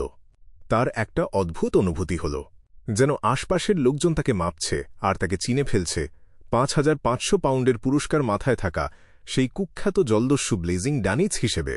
ক্লাইন পাগলামি ঢাকা সেই হাসিটা মুখে ধরে রেখেই বলল, টুপিটাও খোলো। ওদিকে গিয়ে একটা টিকিট কেন? মুহূর্তে ডানিটজের মনে হল তার শরীরে বাজ পড়েছে। সে প্রায় লাফিয়ে উঠল। আমাকে চিনে ফেলবে গেহরম্যান স্প্যারোর দৃষ্টির সামনে তার গলা ক্রমশ নরম হয়ে আসছিল। এতক্ষণে সে বুঝে গেছে গেহরম্যান স্প্যারো আসলে কি করতে চাইছে। আমার মাথার দাম 5500 পাউন্ড, এটাকে টোপ হিসেবে ব্যবহার করে লোভী জলদস্যু আর গ্যাংয়ের পেছনের ক্ষমতাশালীদের টেনে বের করতে চাইছে। কুত্তার বাচ্চা। একটু আগে আমি ভাবলাম এই লোক বন্ধুদের সাথে ভালো ব্যবহার করে। না না, আমি একে বন্ধু ভাবতে যাব কেন? এই হারামজাদা। ডানিটজ মনে মনে গালি দিতে লাগল, কিন্তু সে কোনো প্রতিরোধ করতে পারল না। গেহরম্যান স্প্যারো কতটা পাগল সে জানে। এই লোক পাইরেট অ্যাডমিরালকে স্বীকার করার কথা পর্যন্ত ভাবতে পারে। ডানিটজের মুখে একটা বিকৃত হাসি ফুটে উঠল। সে ধীরে ধীরে মাথা ঘুরিয়ে নিল, টুপি খুলল আর ধীরে ধীরে ড্যানিয়েলের দিকে এগিয়ে যেতে লাগল। তার চারপাশ থেকে অনেক চোখ তার ওপর এসে পড়ল। 2 সেকেন্ড থামল, তারপর ফিরে গেল। মাতাল লোকগুলো যেন ভাটার পানির মতো তার থেকে সরে যেতে লাগল। তারা তার সামনে এমন চওড়া একটা পথ করে দিল যেন সমুদ্র দুভাগ হয়ে গেছে। ভয় আর উদ্বেগ থাকা সত্ত্বেও ডানিটজ এই পরিস্থিতি দেখে কিছুটা অবাক হল। এটাই কি বড় জলদস্যুর প্রতাপ? এটাই কি সবার মনোযোগের কেন্দ্রে থাকার অনুভূতি? ধুর, কেউ একজন আমার নাম বলছে, কেউ ফিসফিস করে বলছে ব্লেজিং। ডানিটজ বুঝতে পারল তাকে চিনে ফেলা হয়েছে। সে উৎকণ্ঠার সাথে সামনের দিকে এগোতে লাগল, হাত দুটো নিচে ঝুলিয়ে রাখল, যে কোনো মুহূর্তে যুদ্ধের প্রস্তুতি নিয়ে। ভিড়ের মধ্যে ব্লু আইজ মিথ ফিসফিসিয়ে বলে উঠল, ডানিটজ। ব্লেজিং ড্যানেটস। তার সাঙ্গপাঙ্গরা একে অপরের দিকে তাকাল। উত্তেজিত গলায় বলল, বস, আসলেই ব্লেজিং ড্যানেটস। ৫,৫০০ পাউন্ড। আমরা কি হামলা করব? মিথ তার নীলাভ চোখ শুরু করল। বাঁ হাতটা তুলে নিজের সাঙ্গপাঙ্গর মাথার পেছনে চড় বসিয়ে দিল। বোকার দল! ব্লেজিং ড্যানেটস যদি তোর মতো আহাম্মক হতো, এতদিনে বহুবার মরে যেত। ও এখানে এসেছে মানে ওকে আক্রমণ করার ভয় ওর নেই। ওর পেছনে কোনো ক্ষমতাশালী আছে? হঠাৎ মিথের গা শিউরে উঠল। সে চারপাশে চোখ বুলাল। তার সন্দেহ হল vice admiral iceberg Edwina Edwards হয়তো গোপনে সিটি অব জেনারসিটি বায়ামে এসে পৌঁছেছেন। ভিড়ের ফাঁক দিয়ে সে এক তরুণ ভদ্রলোককে দেখতে পেল। কালো ডাবল ব্রেস্টেড ফ্রক কোট পরা, মাথায় একটা হাফ টপ হ্যাট, চুল কালো, চোখ বাদামি, শরীরটা পাতলা, কিন্তু মুখটা ধারালো। কোনো কথা ছাড়াই মিথ এর আত্মিক উপলব্ধি তাকে বলল, এই লোকটা এক ভয়ঙ্কর অস্তিত্ব। তার উঁচুমানের আত্মিক উপলব্ধি অতীতে তাকে অনেক ঝামেলায় ফেলেছিল ঠিকই, কিন্তু আরও অনেক বড় বিপদ থেকে বাঁচিয়েও দিয়েছিল। চলো, সে চাপা গলায় হুকুম দিল। তারপর বারের ভেতরের লোকজনকে আড়াল বানিয়ে সে পেছনের দরজা দিয়ে পালাল, ঠিক যেভাবে আগে ডানিটজ পালিয়েছিল। ডানিটজ ভয় কাঁপতে কাঁপতে ডেনিয়েলের সামনে এসে দাঁড়াল। হতভম্ব আর ভয়ার্ত লোকটার কাছ থেকে সে গালাগোসের 2টো টিকিট কিনে নিল। সে যে পথে এসেছিল সেই পথেই ফিরে গেল। গেহরম্যান স্প্যারোর ইশারা পেয়ে সে বার থেকে বেরিয়ে এল, কিন্তু কেউ হঠাৎ তার ওপর ঝাঁপিয়ে পড়ল না। বলা হয় জলদস্যুদের মধ্যে অনেক মরিয়া লোক থাকে। আসলেই শেষ মুহূর্তে তড়িঘড়ি করে পাতা ফাঁদ খুব একটা কাজ করে না। কোনো অস্বাভাবিকতা মানেই সেখানে কিছু গণ্ডগোল আছে। অবশ্য এই অস্বাভাবিকতাটাকেই কাজে লাগিয়ে শত্রুকে ভয় দেখানো যায়। আফসোস ক্লাইন টুপিটা মাথায় চেপে ডানিটজের পিছু পিছু বেরিয়ে এল। ওই মুহূর্তে ডানিটজ একটা স্ট্রিট ল্যাম্পের চারপাশে পায়চারি করছিল। গেহরম্যান স্প্যারোকে বেরোতে দেখে সে কোনো মতে হাসল। বলল, স্কার্ফ আর টুপিটা এখন পরতে পারি? হাহা, কাপুরুষের দল। ক্লাইন না থেমে রাস্তার অপর প্রান্তে পৌঁছে গতি বাড়িয়ে দিল। ডানিটজের চোখের মনি ছোট হয়ে এল। সে দ্রুত তার পিছু নিল, জিজ্ঞেস করল, হঠাৎ দৌড়াচ্ছি কেন? ক্লাইন মাথা না ঘুরিয়ে শান্ত গলায় বলল, এখানে দাঁড়িয়ে থেকে ম্যান্ডেটেড পানিশার্সদের আমন্ত্রণে ফিরে যেতে চাও নাকি? কথা বলতে বলতে সে একটা কাগজের পুতুল বের করল, ছুঁড়ে দিল, আর সেটাকে পুড়িয়ে ছাই করে দিল। তখনই ডানিটজের সম্বিত ফিরল। ওই কাপুরুষের দল সরাসরি হামলার সাহস না পেলেও তাকে রিপোর্ট করার সাহস ঠিকই আছে। যদি তাকে ধরিয়ে দেওয়া যায়, পুরস্কারের একটা ভাগ ওরা পাবে। ওরা দৌড়াতে দৌড়াতে একটা নির্জন গলিতে ঢুকল। তারপর গেহরম্যান স্প্যারো থামল। তখনই ডানিটজ ঠিকমতো স্কার্ফ পেঁচানোর আর টুপি পরার সময় পেল। এখন আমরা কোথায় যাচ্ছি? ডানিটজ হাঁপাতে হাঁপাতে জিজ্ঞেস করল। ক্লাইন তার দিকে এক নজর তাকাল। অ্যালান্টকে খুঁজব। ডানিটজের ঠোঁট কেঁপে উঠল। ইচ্ছা হলো একটা ফায়ারবেল ছুঁড়ে দিতে। ডিলিনিয়াস আইল্যান্ডের টিকিট কিনতে। ক্লাইন গলিটা পার হতে হতে যোগ করল, ডিলিনিয়াস আইল্যান্ড হল ররস্টেড আর্কিপেলাগো, দক্ষিণে প্রথম দ্বীপ। ঠিক তো, ওখান থেকে গালাগোসের জাহাজ ছাড়ে। এখন সবাই বায়াম থেকে গালাগোসের সরাসরি জাহাজগুলোর ওপর নজর রাখছে। আমরা যে ঘুরে ডিলিনিয়াস আইল্যান্ড হয়ে যাব, এটা কেউ কল্পনাও করবে না। ডানিটজ পেছন পেছন চলতে চলতে যেন আলোকিত হয়ে গেল।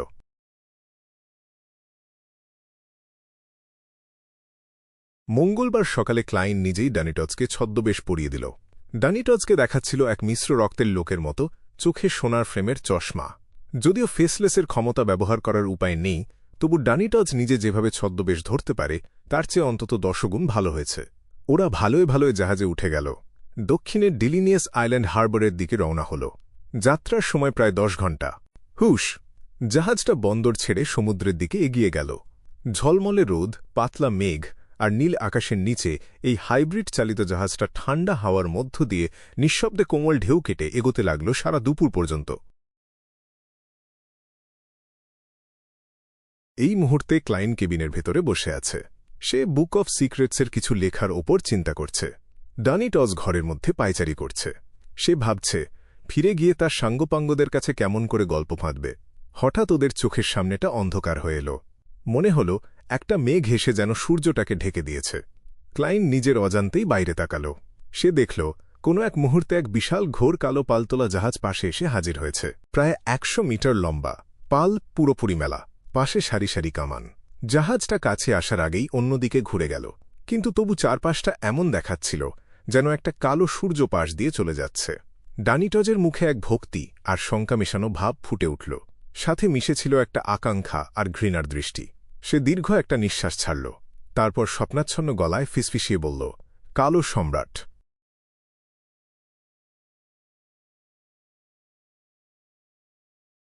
বিশাল কালো পালতোলা জাহাজটা দেখে ক্লাইনের প্রথম প্রতিক্রিয়া হল ভয় আর সতর্কতা। সে সন্দেহ করল demigod king of the 5 seize Nast হয়তো তারই খোঁজে এসেছে, কিন্তু পর মুহূর্তেই সে নিজের অনুমান বাতিল করল। কারণটা সহজ, স্পিরিট ওয়ার্ল্ডে কালো সম্রাট কার্ড ব্যবহার করা ছাড়া সে সমুদ্রে নামার পর থেকে ব্লাসফেমি কার্ডটাকে বাস্তব জগতে প্রায় বের করেইনি। মাত্র 2-3 বার সেটা সমন কলের জন্য সামান্য দেখা দিয়েছিল, তারপরেই আবার দ্রুত স্পিরিট ওয়ার্ল্ডে ফিরে গিয়েছিল। ধূসর কুয়াশার আড়াল আর ব্লাসফেমি কার্ডের অ্যান্টি ডিভিনেশন ক্ষমতা থাকতে নাস্ট কোনোভাবেই আমাকে লক করতে পারবে না। ক্লাইন নিজেকে শান্ত করে উঠে দাঁড়াল। সে জানালার দিকে এগিয়ে গেল। ডানিটজের সঙ্গে দাঁড়িয়ে সে কালো সম্রাটের দিকে তাকাল, যে জাহাজটা সমস্ত জাহাজ নিয়ম অগ্রাহ্য করে এগিয়ে আসছে। বিশাল ছায়ার ভিতর দিয়ে ধীরে ধীরে জাহাজটা কাছে এল। ডেকের দৃশ্য একটু একটু করে স্পষ্ট হতে লাগল। কেউ ডেক ধুচ্ছিল, কেউ আবার জাহাজের কিনারে দাঁড়িয়ে বড় বড় কথা বলছিল। কেউই কাটলাস বা বন্দুক বের করেনি। জাহাজ লুট করার কোনো লক্ষণই দেখা যাচ্ছিল না। কেবিনের কাছে একটা 2-3 মিটার উঁচু রুক্ষ পাথরের চেয়ার বসানো ছিল। সেই চেয়ারে বসেছিল এক বিশাল মানুষ, প্রায় দৈত্যের মতো। ক্লাইন নাস্টের চেহারা ভালো করে দেখতে পারার আগেই ডানিটজ আর সামলাতে পারল না। তার শরীর অসাড় হয়ে কাঁপতে লাগল। মাথা নিচু হয়ে এল, যেন এক্ষুনি সে মাটিতে শুয়ে পড়বে। ক্লাইনও সেই ব্যাখ্যাতীত শক্তি আর ভয় টের পেল। সে জোর করে মাথা তুলে নাস্টের দিকে তাকিয়ে থাকার চেষ্টা করল না, কারণ তাতে নাস্টের নজর তার দিকে পড়ে যাওয়ার আশঙ্কা ছিল, আর সেটা মানে অপ্রয়োজনীয় বিপদ। অনেক গোপন কথা পেটে রাখা মানুষের কখনো কখনো মাথা নিচু করতেই হয়। ক্লাইন চোখ নামিয়ে নিল। সে ডেকের গালিচার দিকে তাকিয়ে রইল, যেন গালিচার নকশাটাই সবচেয়ে আগ্রহের জিনিস। কতক্ষণ কেটেছিল জানা নেই। হঠাৎ সে আবার সূর্যের আলো অনুভব করল। ছায়াটা সরে গেছে। সে মাথা তুলল। সেই বিশাল কুচকুচে কালো জাহাজটা আর দেখা যাচ্ছিল না। বাতাস শান্ত, সমুদ্র স্থির, আকাশ পরিষ্কার। হঠাৎ সে এখানে কেন আসবে? শুনেছিলাম সে এখনও ফক্সিতে আছে। ডানিটজ ভ্রু কুঁচকে নিজের মনে বিড়বিড় করল। ওই কালো সম্রাট জাহাজটা স্পিরিট ওয়ার্ল্ড দিয়ে চলাচল করতে পারে, তাই ফক্সি থেকে কয়েকদিনে এখানে চলে আসা ওর জন্য স্বাভাবিক। হয়তো এ কারণেই নাস্ট 4 কিংসের মধ্যে সবচেয়ে শক্তিশালী। ক্লাইন মনে মনে ভাবল। সে বিশ্বাস করল কালো সম্রাট কার্ডই নাস্টকে টেনে এনেছে, কিন্তু সম্ভবত নাস্ট শুধু একটা মোটামুটি এলাকা বুঝতে পেরেছে, নির্দিষ্ট জায়গা নয়। সে চোখ সরিয়ে আবার বসে পড়ল, যেন কিছুই হয়নি।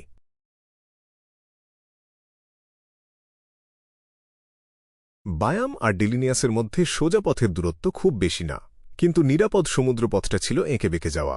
তাই লাইনার সূর্যাস্তের আগে বন্দরে পৌঁছাতে পারল না। বন্দরে নামার পর ক্লাইন তার চেহারা বদলে নিল। নকল পরিচয় ব্যবহার করে সে আগের ট্রিপের 2টো টিকিট কিনল। অন্ধকার হওয়ার আগেই তারা রওনা দিল। ভোরবেলা তারা গার্গাসে পৌঁছাল। ডানিটস শহরের ভিতরে ঢুকল না। সে ক্লাইনকে নিয়ে ঘুরপথে একটা ব্যক্তিগত হারবারে গেল। সেখানে একটা সাধারণ মাছ ধরার নৌকা নিয়ে তারা আবার সমুদ্রে নামল। প্রায় 2 ঘণ্টা পর ক্লাইন একটা জাহাজ দেখতে পেল। জাহাজটা কয়েক ডজন মিটার লম্বা, পরিষ্কার ঝকঝকে, আর সূর্যের আলো পড়ে সোনালি একটা দীপ্তি ছড়াচ্ছিল। আশেপাশের অন্য জাহাজগুলোর তুলনায় এটাকে দেখতে অসাধারণ লাগছিল। জাহাজের কেন্দ্রীয় অক্ষ বরাবর বসানো ছিল প্রধান কামানটা। কামানটার গায়ে স্তরে স্তরে নকশা আর প্রতীক আঁকা। চারপাশে ক্ষীণ কিন্তু বিশুদ্ধ আলো ঘুরপাক খাচ্ছিল। ওটা হলো ক্যানন অফ পিউরিফিকেশন। এটা মাত্র 10 বার ব্যবহার করা যায়। তারপর 6 জন প্রিস্ট অফ লাইটকে এসে আচার পালন করতে হয়। তারা সংশ্লিষ্ট দেবতার কাছে প্রার্থনা করে এটাকে আবার স্পিরিচুয়ালিটিতে ভরে দেয়। ডানিটজ একটু গর্বের সাথে ব্যাখ্যা করল। একটা বিশাল আকারের চার্ম তাহলে। ক্লাইন মনে মনে ভাবল, কিছু সময় পর হয়তো এটার স্পিরিচুয়ালিটি নিজে থেকেই কমে যাবে। ভাইস অ্যাডমিরাল আইসবার্গের পিছনে তাহলে church of the eternal blazing সানের সমর্থন আছে, নাকি অন্য কোনো শক্তি যারা প্রিস্ট অফ লাইট তৈরি করতে পারে? ক্লাইনের মুখে কোনো ভাব ফুটল না। ভিতরে ভিতরে সে এসব ভাবছিল। ডানিটজের স্বপ্নে প্রথমবার যখন সে স্বর্ণস্বপ্ন জাহাজটা দেখেছিল, প্রধান কামানটা দেখে, তখন সে খুব একটা অবাক হয়নি।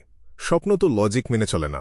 হয়তো ডানিটজ কোনো লোহার যুদ্ধজাহাজ দেখেছিল, তার বিশাল কামানের ছাপ মাথায় গেঁথে গিয়েছিল, আর সেটাই স্বপ্নে চলে এসেছিল। কিন্তু ক্লাইনকে অবাক করে দিয়ে স্বর্ণস্বপ্নে সত্যিই এমন কিছু ছিল যেটার পিছনে রহস্যবিদ্যার বিপুল জ্ঞান লেগেছে। কোনো সাধারণ গোষ্ঠীর পক্ষে এটা বানানো সম্ভব না। কিছুক্ষণ পর স্বর্ণস্বপ্ন থেকে একটা ছোট ডিঙি নামল। দ্রুত সেটা মাছ ধরার নৌকার দিকে এগিয়ে এল। ডানিটজ 2 হাত মেলে ধরল, তারপর শক্ত করে মুঠো বাঁধল। সে লাফ দিয়ে ডিঙির ভিতরে নামল, কিন্তু নৌকাটা একটুও দুলল না।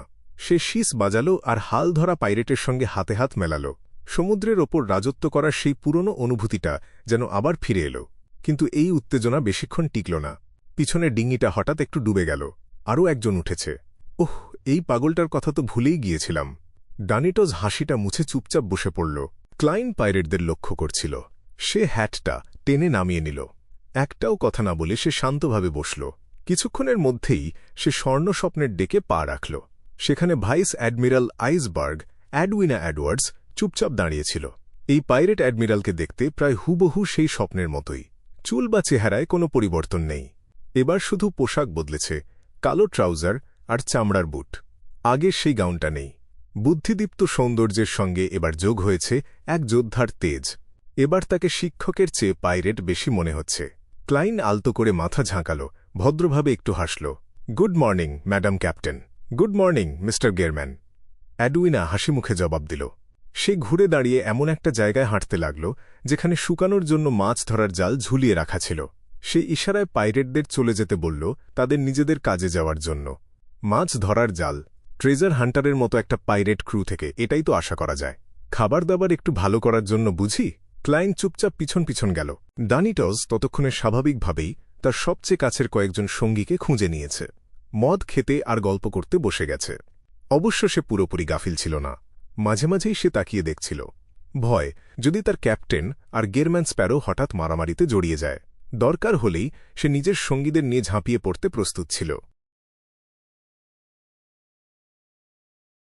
এবার ক্লাইন অ্যাডউইনার ব্যাখ্যার অপেক্ষা করল না কেন সে তাকে ডেকে এনেছে।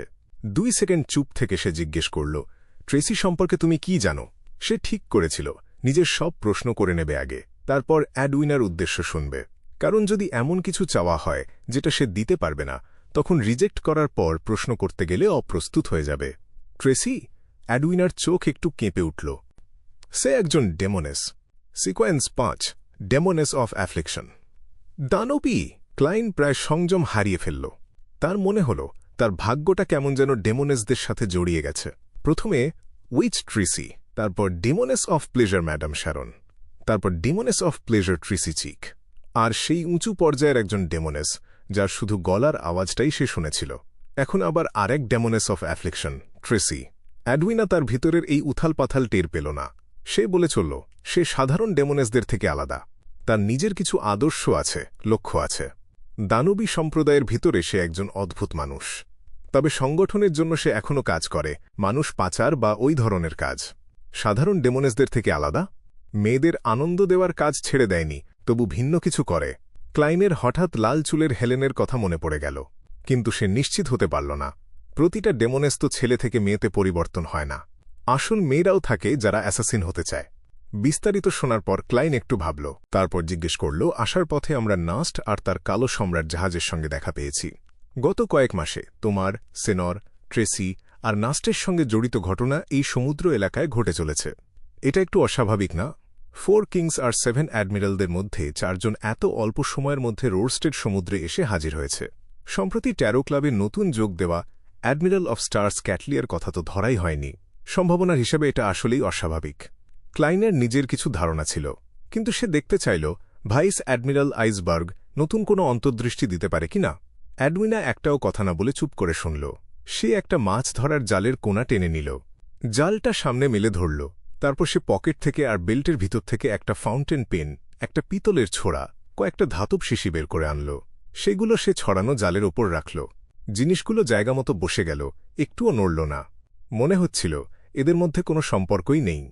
এই সময় অ্যাডউইনা ঝুঁকে একটা পাথর তুলল, যেটা জাল চেপে রাখার জন্য ব্যবহার করা হয়। পাথরটা সে মেলে রাখা জালের ঠিক মাঝখানে রাখল। জালটা সঙ্গে সঙ্গে দেবে গেল। চারপাশটা সংকুচিত হতে লাগল। ফাউন্টেন পেন, ছোড়া আর শিশি গড়িয়ে কেন্দ্রের দিকে চলে এলো, পাথরের পাশে এসে জমা হল। ব্যাপারটা অনেকটা এরকম। অজানা কোনো অস্তিত্ব ভাগ্যের জালে এসে হাজির হয়েছে, আর সেটা আমাদের নিজের দিকে টেনে নিচ্ছে। অ্যাডউইনা সহজ ভাষায় বুঝিয়ে দিল, এটা তো প্রায় বিয়ন্ডার ক্যারেক্টারিস্টিকের কনভার্জেন্সের লয়ের একটা মডেল। ক্লাইন মনে মনে ভেবে মাথা নাড়ল। এই ব্যাপারটায় সে যেমন কিছুটা আলোকিত হল, তেমনি বিভ্রান্তও হল। আলোকিত হল কারণ অ্যাডউইনার ব্যাখ্যাটা প্রায় তার নিজের অনুমানের মতোই, কিন্তু বিভ্রান্ত হল কারণ এটা দিয়ে আসল সমস্যাগুলো আসলে বিশ্লেষণ করা যাচ্ছে না। কিং অব দ্য 5 সিজ নাস্ট আমার জন্য এসেছে, এটা বোঝা যায়। ভাইস অ্যাডমিরাল এলমেন ট্রেসিকেও কোনোমতে ব্যাখ্যা করা যায়, কারণ আমি ট্রিসি চিকের সংস্পর্শে এসেছিলাম। কিন্তু ভাইস অ্যাডমিরাল আইসবার্গ আর অ্যাডমিরাল অব ব্লাডের পিছনে কি কারণ সেটা আমি খুঁজে পাচ্ছি না। সম্ভবত নিছকই কাকতাল। আবার এমনও হতে পারে পরের জন আশায় আগের জন টের পেয়ে চলে এসেছে। ক্লাইন এসব ভাবনা সরিয়ে অন্য প্রসঙ্গে গেল। সে বলল, ম্যাডাম ক্যাপ্টেন, আমাকে এখানে ডেকে আনার আসল কারণটা কি? অ্যাডউইনা তার দিকে একটা গভীর দৃষ্টি দিল। তারপর বলল, তোমার পরিচয় বলছে তুমি ব্যাকল্যান্ড থেকে এসেছ। আমি যতটুকু জানি এই পরিচয়টা যথেষ্ট খাঁটি না। ব্যাকল্যান্ডে গেরম্যান স্প্যারো নামে কোনো ক্ষমতাবান বাউন্টি হান্টার নেই। তোমার পিছনে যে গোষ্ঠীর সমর্থন আছে সেটা খুব শক্তিশালী। তাছাড়া ব্যাকল্যান্ডেও তাদের যথেষ্ট নেটওয়ার্ক আছে। এত দ্রুত তুমি আমার পরিচয়ের সমস্যাটা ধরে ফেলেছ। ক্লাইন একটুও বিচলিত হল না। সে শান্তভাবে একটু হাসল। সবার কিছু না কিছু গোপন কথা থাকে। অ্যাডউইনা কয়েক সেকেন্ড চুপ থাকল, ব্যাপারটা নিয়ে চাপ দিল না। তারপর বলল, কালভেটুয়া মারা যাওয়ার অল্প কিছু আগে তুমি ওকে একটা কিছু উৎসর্গ করেছিলে। ক্লাইন সামান্য মাথা ঘুরিয়ে ডানিটজের দিকে এক ঝলক তাকাল। ডানিটজ তখন বিয়ার খাচ্ছিল। খক খক চমকে গিয়ে ডানিটজ মুখের বিয়ার সব নিজের গায়ে ছিটিয়ে ফেলল। ক্লাইন চোখ ফিরিয়ে নিল। সে স্বীকারও করল না, অস্বীকারও করল না। সে শুধু ভাইস অ্যাডমিরাল আইসবার্গ অ্যাডউইনার দিকে তাকিয়ে রইল। অ্যাডউইনার মুখে কোনো ভাব বদল হল না। সে শান্ত গলায় বলে চলল, কালভেটুয়া মারা যাওয়ার পরেও সি গড এখনও তার ভক্তদের প্রার্থনার জবাব দিচ্ছে।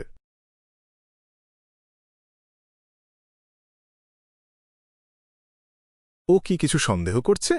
ক্লাইন সরাসরি অ্যাডওয়ার্ডসের চোখের দিকে তাকাল। সে চোখ সরাল না, চোখের পাতাও ফেলল না। ডানিটজ মারা যাওয়ার আগে কালভেটুয়াকে তার স্যাক্রিফিশিয়াল রিচুয়ালের কথা জানিয়েছিল। এটা জানার পরই ক্লাইন দরকারি প্রস্তুতি নিয়ে রেখেছিল। এই মুহূর্তে সে যদি ডেকের উপর দাঁড়িয়ে না থেকে সোফায় বসে থাকত, তাহলে ডান পায়ের উপর বাম পা তুলে হেলান দিয়ে শান্ত গলায় উত্তর দিত। সে হাসল, তারপর বাম হাতটা একটু উপরে তুলল। শান্ত গলায় বলল, আমার এই গ্লাভসটার নাম ক্রিপিং হাঙ্গার। ক্লাইন জানত ডানিটজ তাকে যুদ্ধ করতে দেখেছিল। নিশ্চয়ই দরকারি সব খুঁটিনাটি সে তার ক্যাপ্টেনকে বলেছে। তাই ভাইস অ্যাডমিরাল আইসবার্গ এডউইনা আর ভাইস অ্যাডমিরাল হারিকেন চিলাঙ্গোস যেহেতু একই র্যাঙ্কের, অ্যাডওয়ার্ডসের পক্ষে আন্দাজ করা কঠিন না যে সে ক্রিপিং হাঙ্গার পেয়েছে। এই অবস্থায় নিজে থেকে কথাটা বলে দেওয়া তাকে একটা মানসিক সুবিধা দিচ্ছিল। অ্যাডওয়ার্ডস নিজে থেকে ধরে ফেললে ব্যাপারটা অন্য রকম হতো। আর হঠাৎ করে কথাটা তোলার মধ্যে একটা দ্বিগুণ ইঙ্গিত ছিল। প্রথমত, সে বুঝিয়ে দিচ্ছিল যে তার পেছনে একটা সংগঠন আছে।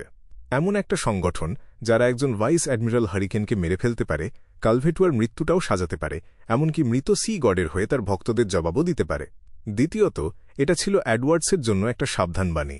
এই ব্যাপারে বেশি ঘাঁটাঘাঁটি যেন সে না করে, না হলে ভাইস অ্যাডমিরাল হারিকেন এর মতো হঠাৎ মৃত্যু তার জন্য অপেক্ষা করছে। এই মুহূর্তে ক্লাইন গেরম্যান স্প্যারোয়ের মুখোশটা ধরে রেখেছিল। সে সরাসরি হুমকিও দিল না, আবার অস্বীকারও করল না, বরং শান্ত একটা উত্তর দিল যার ভেতরে চাপা পাগলামি লুকিয়েছিল। এডউইনা এডওয়ার্ডস মাথা সামান্য নাড়ল, তারপর হঠাৎ কথা ঘুরিয়ে নিল। বলল, আমি ভাবছি রস্টেড আর্কিপেলেগোর রেজিস্ট্যান্সকে কিছু সাহায্য করব, মূলত খাবার আর কাপড়। সাহায্য? এর পেছনের ফ্যাকশন কি লোয়েনের বিরুদ্ধে, নাকি শুধু চার্চ অফ স্টর্মসের জন্য ঝামেলা তৈরি করতে চায়? ক্লাইন মুখের হাসিটা মুছে ফেলল। ঠান্ডা গলায় বলল, এটার সাথে আমার কোনো সম্পর্ক নেই। মনে মনে বলল, আমাকে এর মধ্যে টেনে এনো না। অ্যাডওয়ার্ডস মাথা ঘুরিয়ে হাত তুলল, আঙুল দিয়ে ব্লেজিং ডানিটজকে দেখাল যে একটু দূরে বসে মদ খাচ্ছিল আর চোরা চোখে এদিকে তাকাচ্ছিল। বলল, এই কাজটা আমি ডানিটজকে দিয়ে করাব। রেজিস্ট্যান্সের সাথে যোগাযোগ, সময় ঠিক করা, সবকিছু। একটা প্রাইভেট হারবারের ব্যবস্থা হবে। আশা করি তুমি দরকারি সাহায্য করবে। পফ! ডানিটজের মুখ থেকে একটা সোনালি ঝর্ণার মতো বিয়ার ছিটকে বেরিয়ে এল। হাহা! পফট! বাম বাম বাম! তার পাশে বসা দুই জলদস্যু পেট ধরে হাসতে হাসতে ডেকের উপর থাবা মারল। তারাও সদ্য খাওয়া বিয়ার মুখ থেকে ছিটিয়ে ফেলল। তাদের একজনের গায়ের রং একদম কালো, যেন একটা ধাতুর পরত গায়ে লেগে আছে। তার কোমরটা বেশ মোটা। মোটা না, কিন্তু শরীরে কোনো বাঁকও নেই। অ্যাডওয়ার্ডস চোখ ফিরিয়ে নিল। ক্লাইন কিছু বলার আগেই সে শান্ত গলায় যোগ করল, তুমি একজন অ্যাডভেঞ্চারার। বিশ্বাস করি ভালো টাকার কাজ তুমি ফিরিয়ে দেবে না। সত্যিই দারুণ একটা অজুহাত খুঁজে বের করেছ। ক্লাইন হেসে উত্তর দিল, অবশ্যই। সে জিজ্ঞেস করল না পেমেন্ট কত। অ্যাডওয়ার্ডসও যেন বেমালুম পরিমাণটা বলতে ভুলে গেল। এই বুদ্ধিমতী আর সুন্দরী জলদস্যু অ্যাডমিরাল গম্ভীর গলায় বলল, সেনোর লোক পাঠিয়ে আমাকে খবর দিয়েছে। আমি আগে যে জায়ান্টদের চাবিটা পেয়েছিলাম সেটা সে ৫,০০০ পাউন্ডে কিনতে চায়। জিনিসটাকে অনেকে ডেটস্কি বলে। বিশাল একটা কালো লোহার চাবি। বায়ামে এই চাবিটার জন্যই ডানিটজ প্রায় প্রাণ হারিয়েছিল। ক্লাইনের সন্দেহ ছিল জিনিসটা অন্ধকার সেকেন্ড এপক থেকে আসেনি, বরং এটার সাথে জায়ান্ট কিং অরমিরের কোটের একটা যোগ আছে। ও কি আমাকে দাম বলতে বলছে? ক্লাইন প্রথমে একটু চমকে গেল, তারপর বুঝতে পারল। মনে মনে বিড়বিড় করল, ৫,০০০ পাউন্ড? আমি তো জানিই না চাবিটার আদৌ কোনো কাজ আছে কিনা, আদৌ জায়ান্ট কিং অরুমিরের কোর্টের সাথে যোগ আছে কিনা, সম্পর্ক না থাকলে কি ফেরত দিয়ে টাকা ফেরত নিতে পারব? আর জিনিসটা সম্পর্কে আগের কোনো তথ্যও নেই। ধূসর কুয়াশার উপরে নিয়ে গিয়ে ডিফিনেশন করলেও কাজের কোনো রেভেলেশন পাব না। হ্যাঁ, সহজ একটা হিসেব। যদি এটা জায়ান্ট কিং অরুমিরের কোর্টের না হয়ে অন্য কোনো ট্রেজারের সাথে জড়িত হয়, যেটা সম্পর্কে আমি কিছুই জানি না, তাহলে কেনা একদম বৃথা। একমাত্র লাভ, অ্যাডমিরাল অফ ব্লাডের প্ল্যানটা ভেস্তে যাবে। তার ক্ষতি হবে, আমার লাভ হবে না। আর যদি জিনিসটা সত্যিই জায়ান্ট কিং অরুমিরের কোর্টের হয়, তাহলে সেনোর কিনলেও জায়গাটা খুঁজে পাবে না, কারণ ওটা ফরসেকেন ল্যান্ড অফ গডে। তাছাড়া আমি তো ওকে শিকার করারই প্ল্যান করছি। সময় হলে চাবিটা এমনিই হাতে পাব, 1 পয়সাও খরচ হবে না। মানে ওকে দিয়েই জিনিসটা কিনিয়ে রেখে দিচ্ছি কিছুদিনের জন্য। যদিও পুরো ব্যাপারটা একটু বেশি আদর্শ চিন্তাভাবনা, তবু অসম্ভব না। ক্লায়েন্ট কয়েক সেকেন্ড ভাবল, তারপর বলল, ওটার মধ্যে হয়তো একটা বিশাল রহস্য লুকিয়ে আছে। সে ইচ্ছে করেই কথাটা বলল, যাতে ভাইস অ্যাডমিরাল আইসবার্গ এই বিশাল কালো লোহার চাবিটা অ্যাডমিরাল অফ ব্লাড সেনোরের কাছে বিক্রি করতে রাজি না হয়। কারণ ওই ট্রেজার পেয়ে গেলে সেনোর দ্রুত শক্তি বাড়িয়ে ডেমিগড লেভেলে পৌঁছে যেতে পারে, আর সেটা ক্লাইনের জন্য বিশাল একটা বিপদ ডেকে আনবে। অ্যাডওয়ার্ডস চুপ করে শুনল, কথাটা আর বাড়াল না। শরীর অর্ধেক ঘুরিয়ে কেবিনের দরজার দিকে আঙুল তুলল। বলল, তোমার জন্য নাশতা তৈরি আছে। ধন্যবাদ। ক্লাইন হ্যাট খুলে মাথা নোয়াল। ভাইস অ্যাডমিরাল আইসবার্গের পেছনে পেছনে কেবিনের ভেতরে ঢুকতে ঢুকতে সে এতক্ষণের কথোপকথনটা মনে মনে আবার সাজিয়ে নিল। অ্যাডওয়ার্ডসের আমন্ত্রণের আসল উদ্দেশ্যটা খুঁজে বের করার চেষ্টা করল। ঘেরমান স্প্যারোয়ের পরিচয়, ক্রিপিং হাঙ্গার বলে সন্দেহ করা মিস্টিক্যাল আইটেম, কালভেটুয়াকে স্যাক্রিফাইস করার ব্যাপার, মৃত সি গডের তার ভক্তদের জবাব দিয়ে চলা, সব মিলিয়ে এটা সহজেই কল্পনা করা যায় যে আমার পেছনে একটা গোপন সংগঠন আছে যাদের উদ্দেশ্য অজানা। ভাইস অ্যাডমিরাল আইসবার্গ যে ফ্যাকশনের, তারা এই ব্যাপারে বেশ সতর্ক, সাবধানী আর কৌতূহলী। তাই হয়তো তারা ওকে দিয়ে আমাকে সরাসরি যাচাই করাচ্ছে, দেখছে কিছু বের করা যায় কিনা। আপাতত ওরা যথেষ্ট বন্ধুত্বপূর্ণ। রেজিস্ট্যান্সকে সাহায্য দেওয়ার প্রস্তাবটা একটা সংকেত, আমার পেছনের সংগঠনের সাথে সহযোগিতা করার ইচ্ছার ইশারা। অবশ্য অজানা জিনিস সবসময় ভয় ধরিয়ে দেয়। আসল চিত্রটা না জানা পর্যন্ত ভাইস অ্যাডমিরাল আইসবার্গ বা তার সঙ্গীরা আমার উপর হামলা করার সম্ভাবনা প্রায় শূন্য। হে, ওরা যদি জানত আমার পেছনের গোপন সংগঠনটা 6 মাস আগে তৈরি, দ্য ওয়ার্ল্ড আর মিসজিও ধরলেও মোট সদস্য 10 জনের কম, আর এদের আবার পুরোপুরি রিক্রুটও করা হয়নি, তাহলে রাগে কি হালত হতো কে জানে। ভাবতে ভাবতে ক্লাইন কেবিনে ঢুকল। একটা আবছা আলোর প্যাসেজ ধরে সে এগোল। একটার পর একটা কাঠের দরজা পার হল। অ্যাডওয়ার্ডসের পেছন পেছন কয়েকটা সিঁড়ি বেয়ে উঠে সে দ্বিতীয় তলায় পৌঁছাল। এই তলাটা আগেরটার চেয়ে অনেক বেশি আলোকিত। পাইরেটদের ডাইনিং হলে ঢোকার আগে তারা একটা আধখোলা ঘরের পাশ দিয়ে গেল। ক্লাইন অভ্যাসবশত একবার ভেতরে তাকাল। ভেতরে একটা কাঠের টেবিলের উপর সেই বিশাল কালো লোহার চাবিটা পড়ে আছে। এই জিনিসগুলো আমাদের বিভিন্ন ট্রেজার হান্টিং অভিযানের প্রমাণ। বেশিরভাগই স্মৃতি, কিছু কিছুর আসল মূল্য এখনও বোঝা যায়নি, আরও গবেষণা দরকার। অ্যাডওয়ার্ডসকে দেখতে ঠান্ডা মনে হলেও সে খুব বিস্তারিতভাবে বুঝিয়ে দিচ্ছিল, যেন ক্লাইন কিছু না বুঝে ফেললে চলবে না। আর স্টাডি শব্দটা বলার সময় তার নীল জলরঙা চোখ স্পষ্ট একটু জ্বলে উঠল। বিভিন্ন ট্রেজার হান্টিং অভিযানের প্রমাণ। ক্লাইন কৌতূহল চেপে রাখতে পারল না, ভেতরে ঢুকে ভালো করে দেখতে লাগল। ততক্ষণে অ্যাডওয়ার্ডস দরজাটা ঠেলে ভেতরে ঢুকে গেছে। হালকা গলায় পরিচয় করিয়ে দিল, এটা 4th ইপক এর সলোমন এম্পায়ারের একটা সোনার মুদ্রা। ক্লাইনের চোখ সেদিকে গেল। একটা ফ্রেমের ভেতরে একটা কয়েন রাখা, পুরোটাই গাঢ় সোনালি রঙের। মনে হচ্ছে দুটো আলাদা মাপের আধবৃত্ত জোড়া দিয়ে বানানো, একদম অসমানভাবে দেখাচ্ছিল। তার উপর একটা ধারালো মুকুটের নকশা খোদাই করা। মুকুটটা দেখতে কিং অব দ্য 5 সিজ নাস্টের মাথার মুকুটের মতোই। অ্যাডওয়ার্ডসকে এক মুহূর্তের জন্য মনে হল এমন কোনো কালেক্টরের মতো যে নিজের সংগ্রহ অন্যদের দেখাতে খুব ভালোবাসে। সে ঘরের একটার পর একটা জিনিস পরিচয় করিয়ে দিতে লাগল। দেখতে দেখতে ক্লাইনের মনে পড়ে গেল এক চেনা মানুষের কথা, বুড়ো মিস্টার আই অফ উইজডম, মহান গোয়েন্দা আইসেনগার্ড স্ট্যান্টন।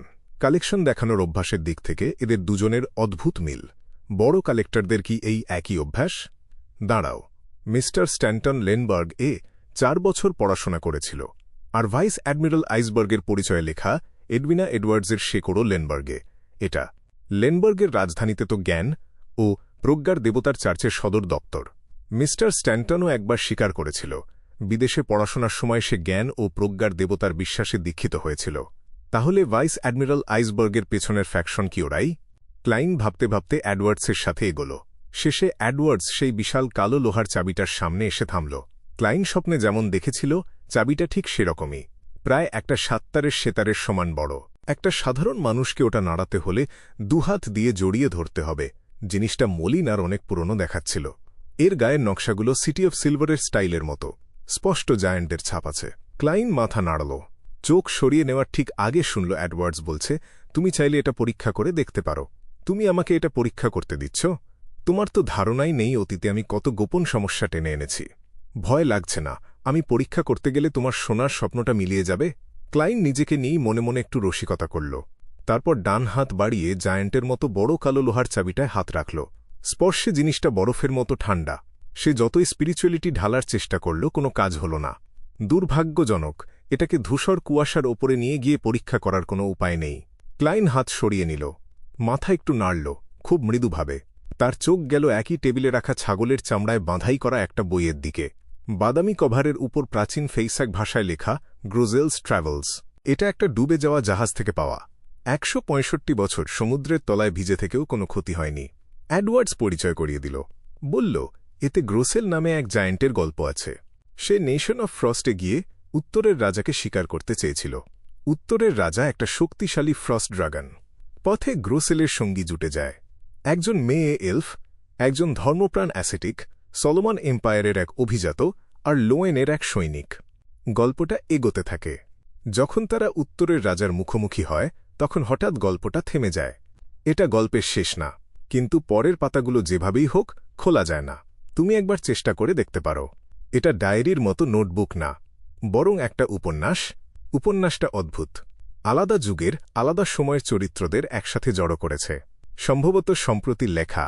ক্লাইন বইয়ের পাতা উল্টাতে লাগল। হলদে বাদামি পাতাগুলো একের পর এক হাত গলে বেরোতে থাকল। ভেতরে যা আছে প্রায় এডওয়ার্ডস যেমন বলল তেমনই, কিন্তু গল্পটা কেমন যেন ছেঁড়া ছেঁড়া, হঠাৎ হঠাৎ লাফিয়ে যায়। বারবার ক্লাইনের সন্দেহ হচ্ছিল কোনো একটা অংশ বাদ পড়ে গেছে কিনা। যেমন চরিত্ররা প্রথম দেখার পর মুহূর্তেই হঠাৎ পুরনো বন্ধুর মতো ব্যবহার করছে। খুব দ্রুতই সে শেষের কয়েকটা পাতায় চলে এলো। সত্যিই পাতাগুলো একসাথে লেগে আছে। যতই চেষ্টা করুক, আলাদা করা যাচ্ছে না। এই ধরনের এফেক্ট সম্ভবত ধূসর কুয়াশার উপরে কিছু একটা করা যেতে পারে। জানি না কী ধরনের দুর্ঘটনা ঘটতে পারে। ক্লাইন মাথা ঘুরিয়ে ভাইস অ্যাডমিরাল আইসবার্গের দিকে তাকাল। এডওয়ার্ডস কিছুক্ষণ চুপ থাকল। তারপর বলল, যদি চাও, এটা আমি তোমার কাছে বিক্রি করতে পারি। বছরের পর বছর পরীক্ষা করেও আমি এটা থেকে কিছু বের করতে পারিনি। তবে আমার একটা শর্ত আছে। কি শর্ত? ক্লাইন পাল্টা প্রশ্ন করল। এডওয়ার্ডস ঠোঁট চেপে বলল, যদি তুমি কিছু বের করতে পারো, ফলাফলটা আমাকে জানাতে হবে, যাতে আমি আজীবন এটা নিয়ে মাথা না ঘামাই।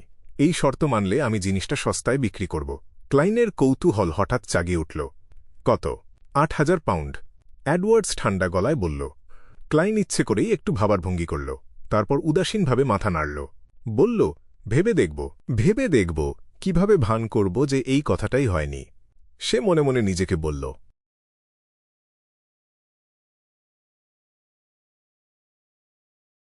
ভাইস অ্যাডমিরাল আইসবার্গ এডউইনা যখন গেরম্যান স্প্যারোর মুখে শুনল যে তার ভাবার সময় দরকার, তখন তার মুখে কোনো পরিবর্তন এলো না।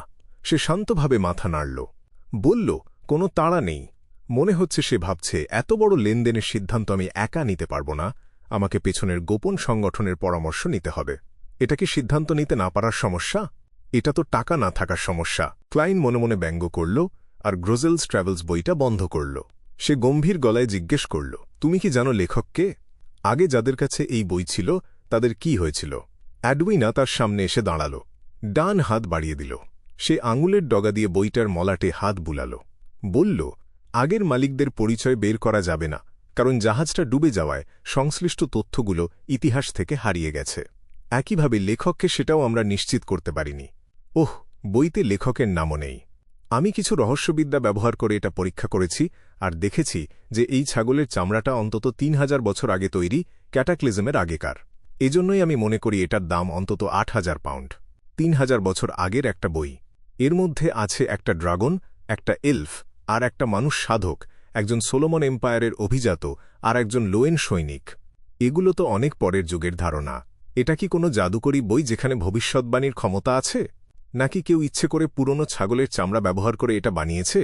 কিন্তু সেটা করার কোনো মানে হয় না। তাহলে কি পুরোটাই একটা ধাপ্পা? ক্লাইন ইচ্ছে করে ঠোঁটের কোণ একটু বাঁকাল, কিন্তু হাসল না। বলল, দৈত্যটার নাম গ্রোসেল। লেখক কি তাহলে রাসেল হতে পারে? না, রাসেল নামটা এসেছে জোটুন ভাষার একটা মূল শব্দ থেকে। প্রাচীন ফেস্যাক যখন ইন্টিজে রূপান্তরিত হল, তখন এটার মধ্যে দ্বিতীয় একটা পরিবর্তন এলো, যার ফলে অর্থটাও বদলে গেল। অ্যাডউইনা রেসেল নামের উৎপত্তি বিস্তারিতভাবে ব্যাখ্যা করল।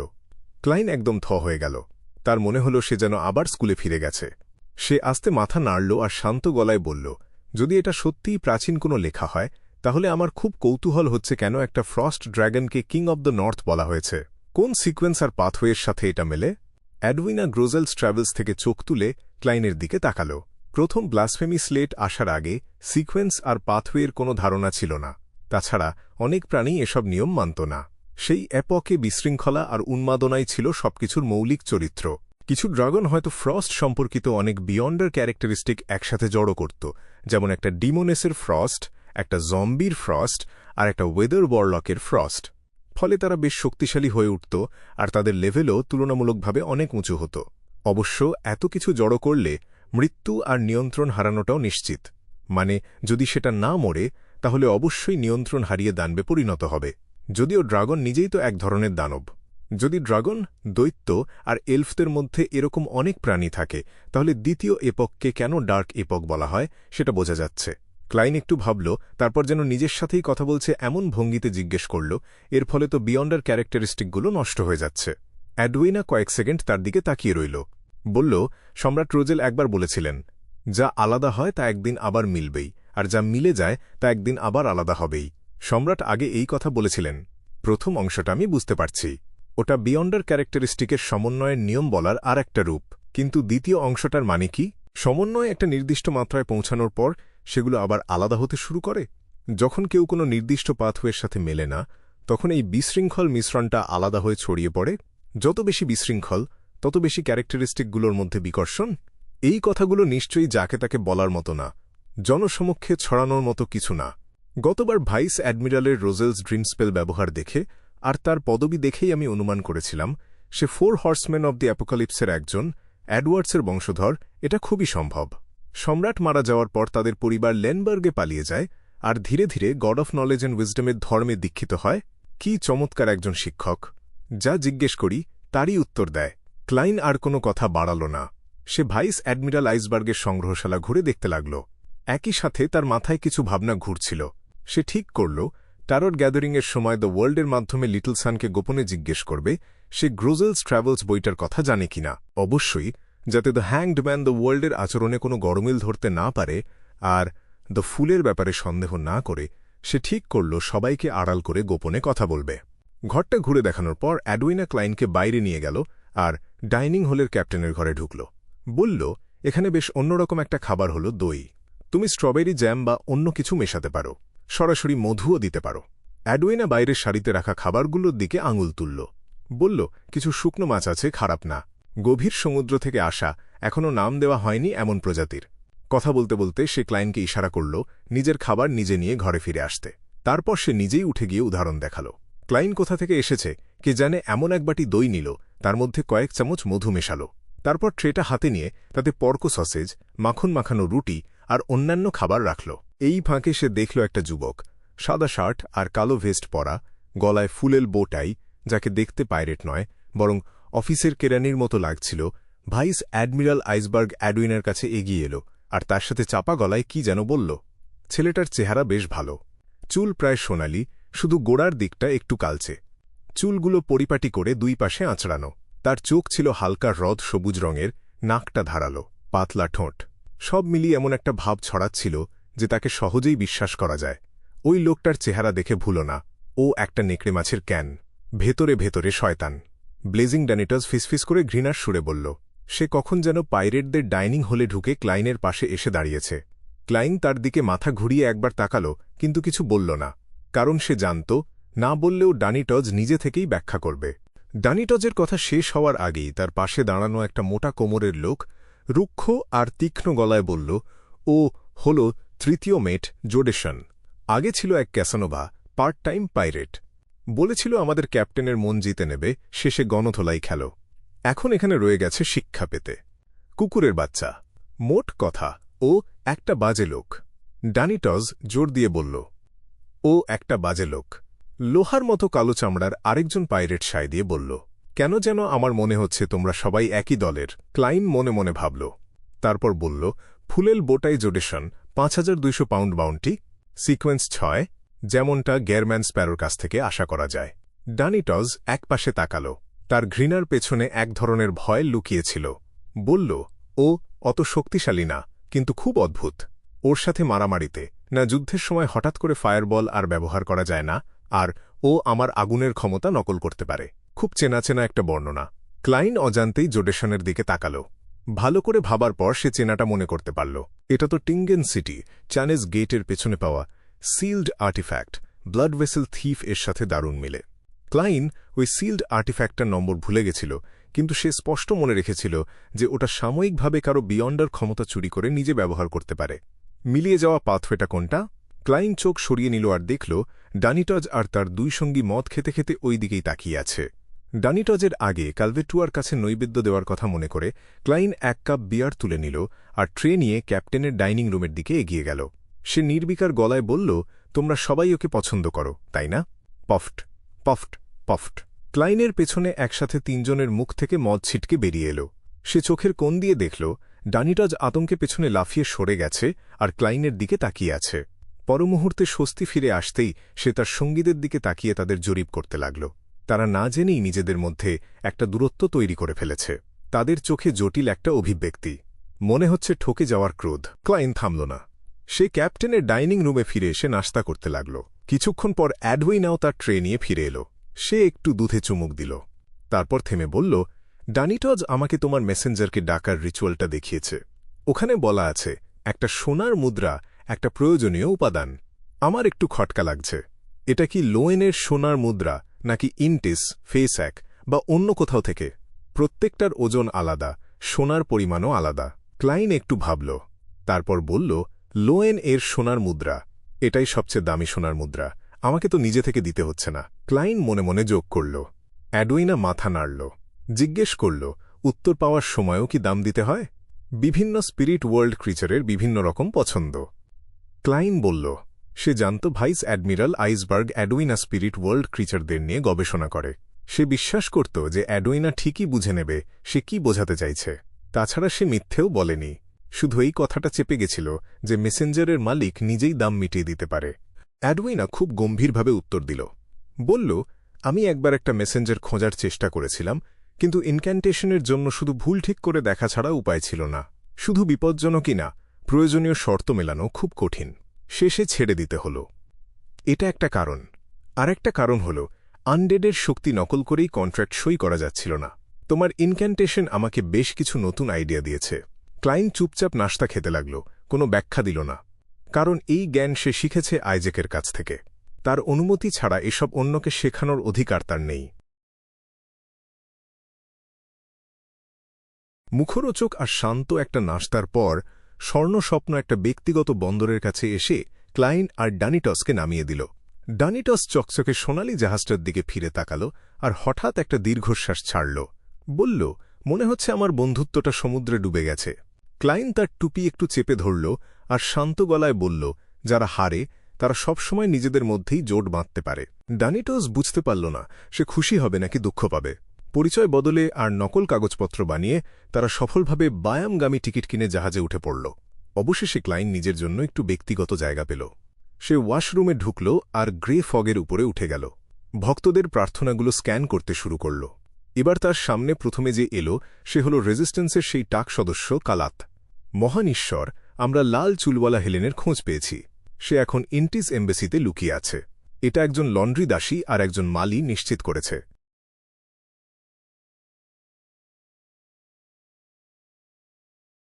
অধ্যায় 578 অপহরণ। সিটি অফ জেনারোসিটি, বায়ামের ইন্টিস দূতাবাসে। হেলেন একটা ড্রেসিং টেবিলের সামনে বসেছিল। সে আয়নায় নিজের সুন্দর কিন্তু একটু দুর্বল প্রতিচ্ছবির দিকে তাকিয়েছিল। কয়েক মিনিট ধরে সে এভাবেই ঝিম মেরে বসে থাকল। ব্ল্যাক ডেথ থেকে পালানোর সময়টা ছিল অপেক্ষা আর যন্ত্রণায় ভরা। সে ভয়ে ভয়ে ছিল, ছোট্ট একটা ভুল হলেই হয়তো জলদস্যু বা অ্যাডভেঞ্চারারদের চোখে পড়ে যাবে। আর তখন আবার ভাইস অ্যাডমিরাল এলমেন্ট ট্রেসির হাতে ধরা পড়বে, পুরো স্বাধীনতা হারাবে। তাহলে সে আর কখনো নিজের শহরে ফিরতে পারবে না সেই পুরনো জীবনে ফিরে যেতে যেটা সে আসলে ভালোবাসত। পরিবার থেকে যেটুকু সামান্য যোগাযোগ অবশিষ্ট ছিল সেগুলো কাজে লাগিয়ে কোনোমতে নিজের দেশের দূতাবাসে লুকিয়ে থাকার সুযোগ পেল সে। সমুদ্র ছেড়ে যাওয়ার একটা টিকিটও জোগাড় হল। এতে অন্তত একটু স্বস্তি পেল হেলেন। তবু পুরোপুরি নিশ্চিন্ত হতে পারছিল না সে। তার মনে হচ্ছিল নর্দার্ন কন্টিনেন্টে পা না রাখা পর্যন্ত আসলে কিছুই শেষ হবে না। এই সব ভাবতে ভাবতে হেলেন ডান হাতটা তুলল। সে নিজের গাল ছুঁয়ে দেখল। ফর্সা না হলেও বেশ স্বাস্থ্যকর একটা গাল। সমুদ্রে বণিক হিসেবে দিন কাটানোর সময় থেকে তার চেহারার মাধুর্য অনেকটাই ফিরে এসেছে, এটা সে টের পেল। মনে হল যেন সময়টা পেছনে ফিরে গেছে, যেন সে আবার সেই কম বয়সী আদুরে মেয়ের জীবনে ফিরে গেছে। আসলে ইন্টিস দূতাবাসে ঢোকার পর তার সামনে সমুদ্র পালানো ছাড়াও আর একটা পথ খোলা ছিল। চার্চ অফ স্টর্মস, লোয়েনের সামরিক বাহিনী বা দূতাবাসের সঙ্গে হাত মেলানো। নিজেকে টোপ হিসেবে ব্যবহার করলে তারা ভাইস অ্যাডমিরাল এলমেন্ট ট্রেসিকে ধরতে পারত। কিন্তু অনেক ভেবেচিন্তে শেষমেশ এই পরিকল্পনা সে বাতিল করল। এমনকি দূতাবাসে কর্মরত নিজের পরিবারের এক বয়স্ক সদস্যের কাছে সে অনুনয় করল যেন তার এখানে লুকিয়ে থাকার খবরটা কাউকে না জানানো হয়। যাই হোক, সে আমাকে আসলে কোনো ক্ষতি তো করেনি। অনেকবার সে আমাকে আদর করেছে, খুশি রেখেছে, শুধু রাতগুলো, প্রতিটা রাত। কিন্তু সেটা তো শুধু উপরিতলেই। স্মৃতিগুলো মনে পড়তেই হেলেনের গাল লজ্জায় লাল হয়ে গেল। সেই নেশা ধরানো রাতগুলো, একে অপরের সঙ্গে জড়িয়ে যাওয়া সেই উত্তপ্ত আবেগ, কল্পনার বাইরের সেই সুখ, সবকিছু চোখের সামনে দিয়ে ভেসে গেল। সেই নিজেকে আর সামলাতে পারল না। হেলেন আস্তে আস্তে একটা গভীর শ্বাস নিল, তারপর ছেড়ে দিল। মাথা ঝাঁকিয়ে সে স্বাধীনতা, নিজের দেশ, নিজের পরিবারের কথাগুলোকে আবার মনের ভেতরে জায়গা করে দিল। আবারও আয়নার দিকে তাকাল সে। ঝুলে পড়া লাল চুলগুলো গুছিয়ে খোঁপা করল। তারপর মেকআপ দিয়ে ভ্রু আরও ঘন করল। মুখের রেখাগুলোকে গাঢ় করে তুলে ধরল। এতে তার মুখের আদলটা আরও ধারালো আর স্পষ্ট হয়ে উঠল। এই মেকআপের পর হেলেনকে আরও বেশি পুরুষালী দেখাতে লাগল। চেহারায় একটা ছেলেদের মতো ছাপ এসে গেল। শেষে সে নিজের পোশাক খুলে ফেলল। একটা কাপড় দিয়ে বুক চেপে চ্যাপটা করে বাঁধল। তারপর পরল সাদা শার্ট, কালো ভেস্ট, ছেলেদের প্যান্ট আর ডবল ব্রেস্টেড একটা ফ্রক কোট। সবশেষে একটা সিল্কের টুপি নিয়ে মাথায় চাপাল। খোঁপা করা লাল চুলগুলো টুপির ভেতরে লুকিয়ে নিল। এখন আয়নায় সে আর মেয়ে নয়, একজন সুদর্শন তরুণের মতো দেখাচ্ছিল। পান্নার মতো সবুজ চোখজোড়া এই পোশাকের সঙ্গে দারুণ মানিয়ে গেল। চোখে একটা গভীর, মোহময় ভাব ফুটে উঠল। হেলেন ধৈর্য ধরে অপেক্ষা করল। কিছুক্ষণ পর কেউ একজন দরজায় টোকা দিল। সে নিজের ব্যাগ তুলে দরজা খুলে বেরিয়ে এল। পরিবারের সেই বয়স্ক সদস্যের ভালো এক বন্ধুর পেছন পেছন হাঁটতে লাগল সে। দূতাবাসের বাগানের পাশের ছোট দরজা পর্যন্ত গেল তারা। সেখানে একটা ঘোড়ার গাড়ি দাঁড়িয়েছিল। গাড়িটা তাকে বন্দরে পৌঁছে দেবে। সেখান থেকে সে লাইনারে চড়ে লোয়েন কিংডমের প্রিজ্জ হারবারের দিকে রওনা দেবে। তারপর ঘুরপথে ইন্টিসে ফিরবে। হেলেনের কাছে অ্যান্টি ট্র্যাকিং বিয়ন্ডার ক্ষমতা ছিল। সে চারপাশটা সতর্কভাবে পর্যবেক্ষণ করল। গাড়ি চালক কেউ বাদ দিল না। পাতলা গড়ন, শক্তপোক্ত স্থানীয় লোক। টুপি পরতে পছন্দ করে না। চেহারা ঠিক সেই লোকটার মতোই যাকে আগে দেখেছিলাম। একটু নার্ভাস লাগছে, তবে সেটা স্বাভাবিক। সব শেষ যাচাই বাছাই করে হেলেন পরিবারের সেই বয়স্ক সদস্যের বন্ধুকে ধন্যবাদ দিল। ব্যাগ তুলে গাড়িতে উঠল সে। চাকা গড়াতে শুরু করলে সে ঠোঁট চেপে জানালার বাইরে তাকাল। একের পর এক ইন্টিস পারাসল গাছ দ্রুত পেছনে পড়তে লাগল। এটা দেখে তার ভেতরে একটা অদ্ভুত অনুভূতি হল, যেন সে আবার ট্রায়ার শহরে ফিরে গেছে। ট্রায়ার হল সূর্যের আলোয় ভরা এক বিশাল শহর। রায়ান নদী আর শ্রেঞ্জো নদীর অঞ্চলে অবস্থিত। সব ধরনের গোলাপে ভরা একটা ঝলমলে, মোহময় জায়গা। শিল্প আর সাহিত্যে গমগম করতে থাকা একটা জায়গা। শিল্পী, সঙ্গীতজ্ঞ আর ঔপন্যাসিকদের জন্য পবিত্র একটা ভূমি। সেটাই ইন্টিসের রাজধানী। সম্রাট রোজিল শহরটাকে নতুন করে গড়ে তোলার পর এটা সত্যিকারের বিশ্বমানের একটা মহানগরী হয়ে উঠেছে। আর এটাই হেলেনের নিজের শহর। সে এখানেই বড় হয়েছে। স্বপ্নে এই শহরটাকে দেখলে সে প্রায়ই কেঁদে ফেলত।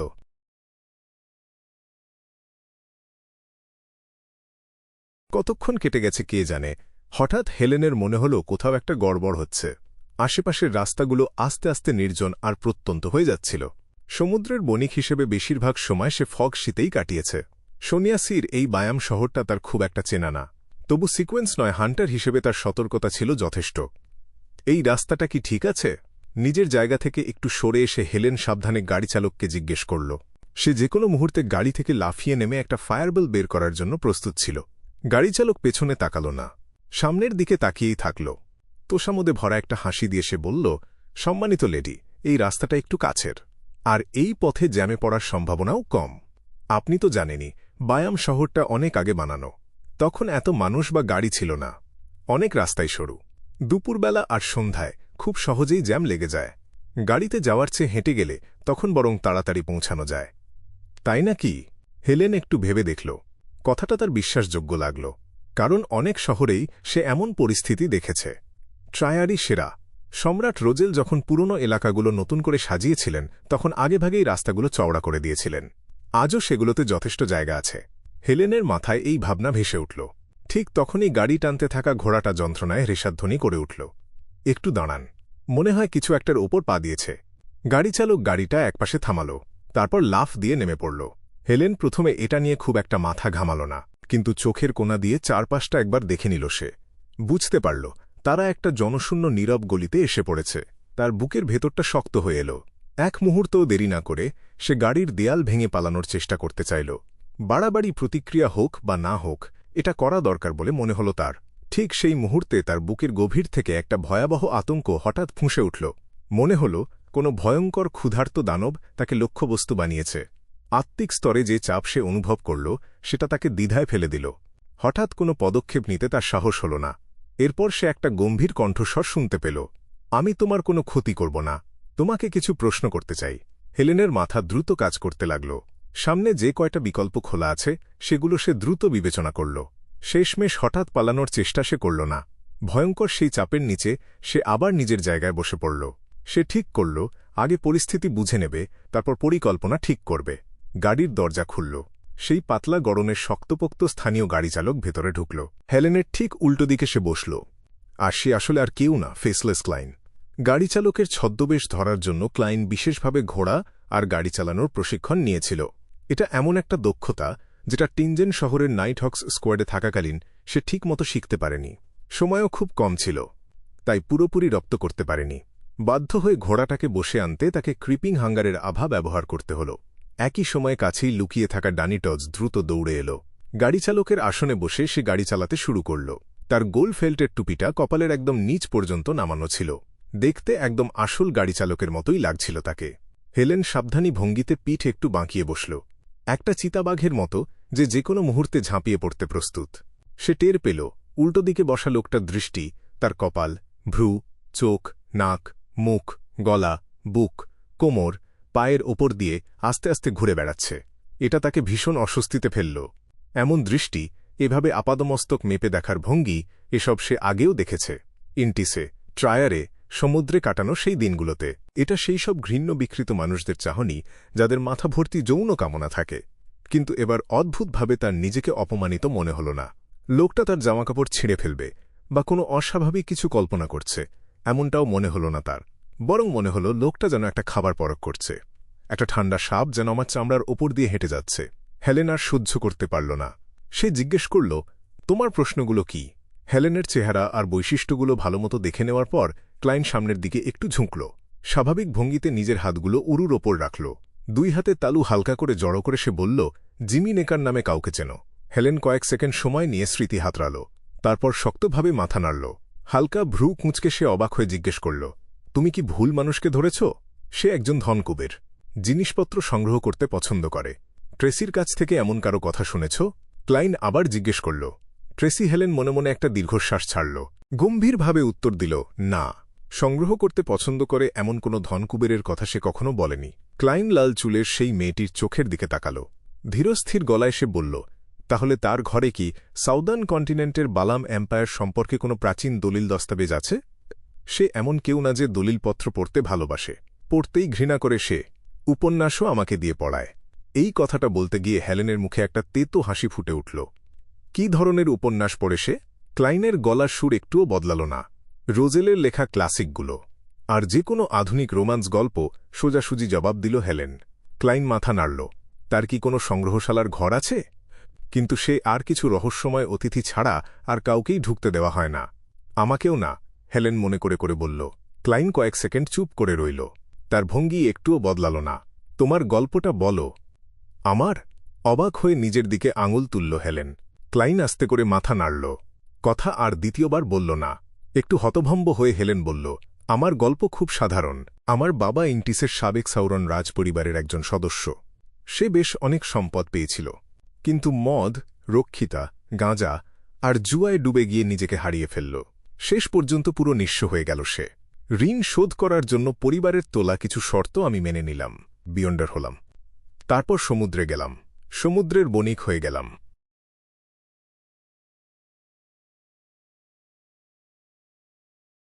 অধ্যায় 579, একাডেমিক কোয়েশ্চেন। কথা বলতে বলতে হেলেন এর চোখ সামান্য উপরের দিকে উঠল, যেন সে স্মৃতিতে ডুবে গেছে। শুরুর দিকে আমি মিডসিশায়ার থেকে ফেনাপ্টারের লোহা আর কয়লা নিয়ে যেতাম, তারপর সেখান থেকে তামাক, কফি, কোকো আর অন্যান্য স্থানীয় জিনিসপত্র ইন্টিসে ফিরিয়ে আনতাম। এটা ছিল উপকূল ঘেঁষা একটা সমুদ্রপথ, তাই বেশ নিরাপদ। প্রতিযোগিতাও ছিল প্রচণ্ড। বিপদ থেকে দ্রুত বেরিয়ে আসার জন্য আর টাকা জমানোর জন্য আমি কঠোর পরিশ্রম করতাম, যাতে আমার সিকোয়েন্স বাড়াতে পারি। আশা ছিল একদিন কলোনিগুলোতে ব্যবসা করতে পারব। দুর্ভাগ্যবশত যখন আমি সমুদ্রপথটার সাথে পরিচিত হয়ে গেছি আর কিছু টাকাও জমিয়েছি, ঠিক তখনই ওয়েস্ট বালামে আমার দ্বিতীয় ট্রিপে এলমেন্ট মেডেন ট্রেসির সাথে দেখা হয়ে গেল। ও তখনও ভাইস অ্যাডমিরাল এলমেন্ট ছিল না। ওর কাছে তখন একটাই জাহাজ ছিল, কিন্তু ও খুবই শক্তিশালী ছিল। আমি আর আমার পার্টনার জীবন বাজি রেখে লড়েছিলাম, কিন্তু সব বৃথা গেল। ও মাথা ঠান্ডা রেখে খুন করে না। ও শুধু মালপত্র ছিনিয়ে নিল, আর আমাকেও। দানবীদের মধ্যে এ তো এক অদ্ভুত প্রকৃতির ক্লাইন চুপচাপ শুনল, আর তার ক্লাউন ক্ষমতা ব্যবহার করে নিজের অস্বস্তির অনুভূতিকে চেপে রাখল। তারপর সম্পূর্ণ ভাবলেশহীন মুখে জিজ্ঞেস করল, তোমাদের দুজনের সম্পর্ক ঠিক কতদূর গড়িয়েছিল? আমাদের কিছুই হয়নি। হেলেন প্রায় চিৎকার করেই অস্বীকার করল। ও আমাকে জোর করেছিল। আমি মরতে চাইনি। আমার কাছে শুধু মেনে নেওয়া ছাড়া আর কোনো উপায় ছিল না। আর তাছাড়া ও তো একটা মেয়ে। ম্যাডাম, এত উত্তেজিত হওয়ার দরকার নেই। আমি যদি জিজ্ঞেস করতাম তোমাদের সম্পর্ক বন্ধুত্বের সীমা পার করেছিল কিনা, তাহলে কি তুমি এভাবে লাফিয়ে উঠতে? আমি ভদ্র, তোমার লজ্জার কথা ভেবেই সরাসরি কথাটা জিজ্ঞেস করিনি। পাগলা গেরমান স্প্যারোয়ের মুখোশের নিচে আসলে আমি একজন ভদ্রলোক, এটাই আসল। আমি ক্লাইন মুখের ভাব না বদলে অন্য প্রশ্নে চলে গেল। তুমি কি ধরনের খাবার পছন্দ করো? কোনো বিশেষ পদ আছে যা তোমার সবচেয়ে প্রিয়? মিষ্টি খাবার পছন্দ করো, নাকি নোনতা, নাকি মাঝামাঝি কিছু? কোন খাবার অপছন্দ করো? কোন খাবারে তোমার অ্যালার্জি আছে? তোমার কি কোনো খাদ্য নিষেধাজ্ঞা আছে? থাকলে সেগুলো কি? খোদ এই প্রশ্নগুলো শুনে হেলেন এর মনে হল সে যেন স্বপ্নের ভেতরে আছে। সবকিছু কেমন অবাস্তব লাগছিল। সে কোনোদিন কল্পনাও করেনি যে এই লোকটা তাকে এ ধরনের প্রশ্ন করবে। এটা যেন কোনো প্রেমিক তার ক্রাশকে শখ আহ্লাদের কথা জিজ্ঞেস করছে। না, কোনো প্রেমিক এভাবে সরাসরি জিজ্ঞেস করে না। এসব তথ্য তো অনেক কথাবার্তার ফাঁকে বের করে আনতে হয়, কিংবা অন্য কোনো উপায় জোগাড় করতে হয়। কোনো মেয়েই এভাবে জেরা হতে পছন্দ করে না। এটা যেন সম্রাট রোজেলের বানানো কোনো সার্ভে। ও কি চাইছে?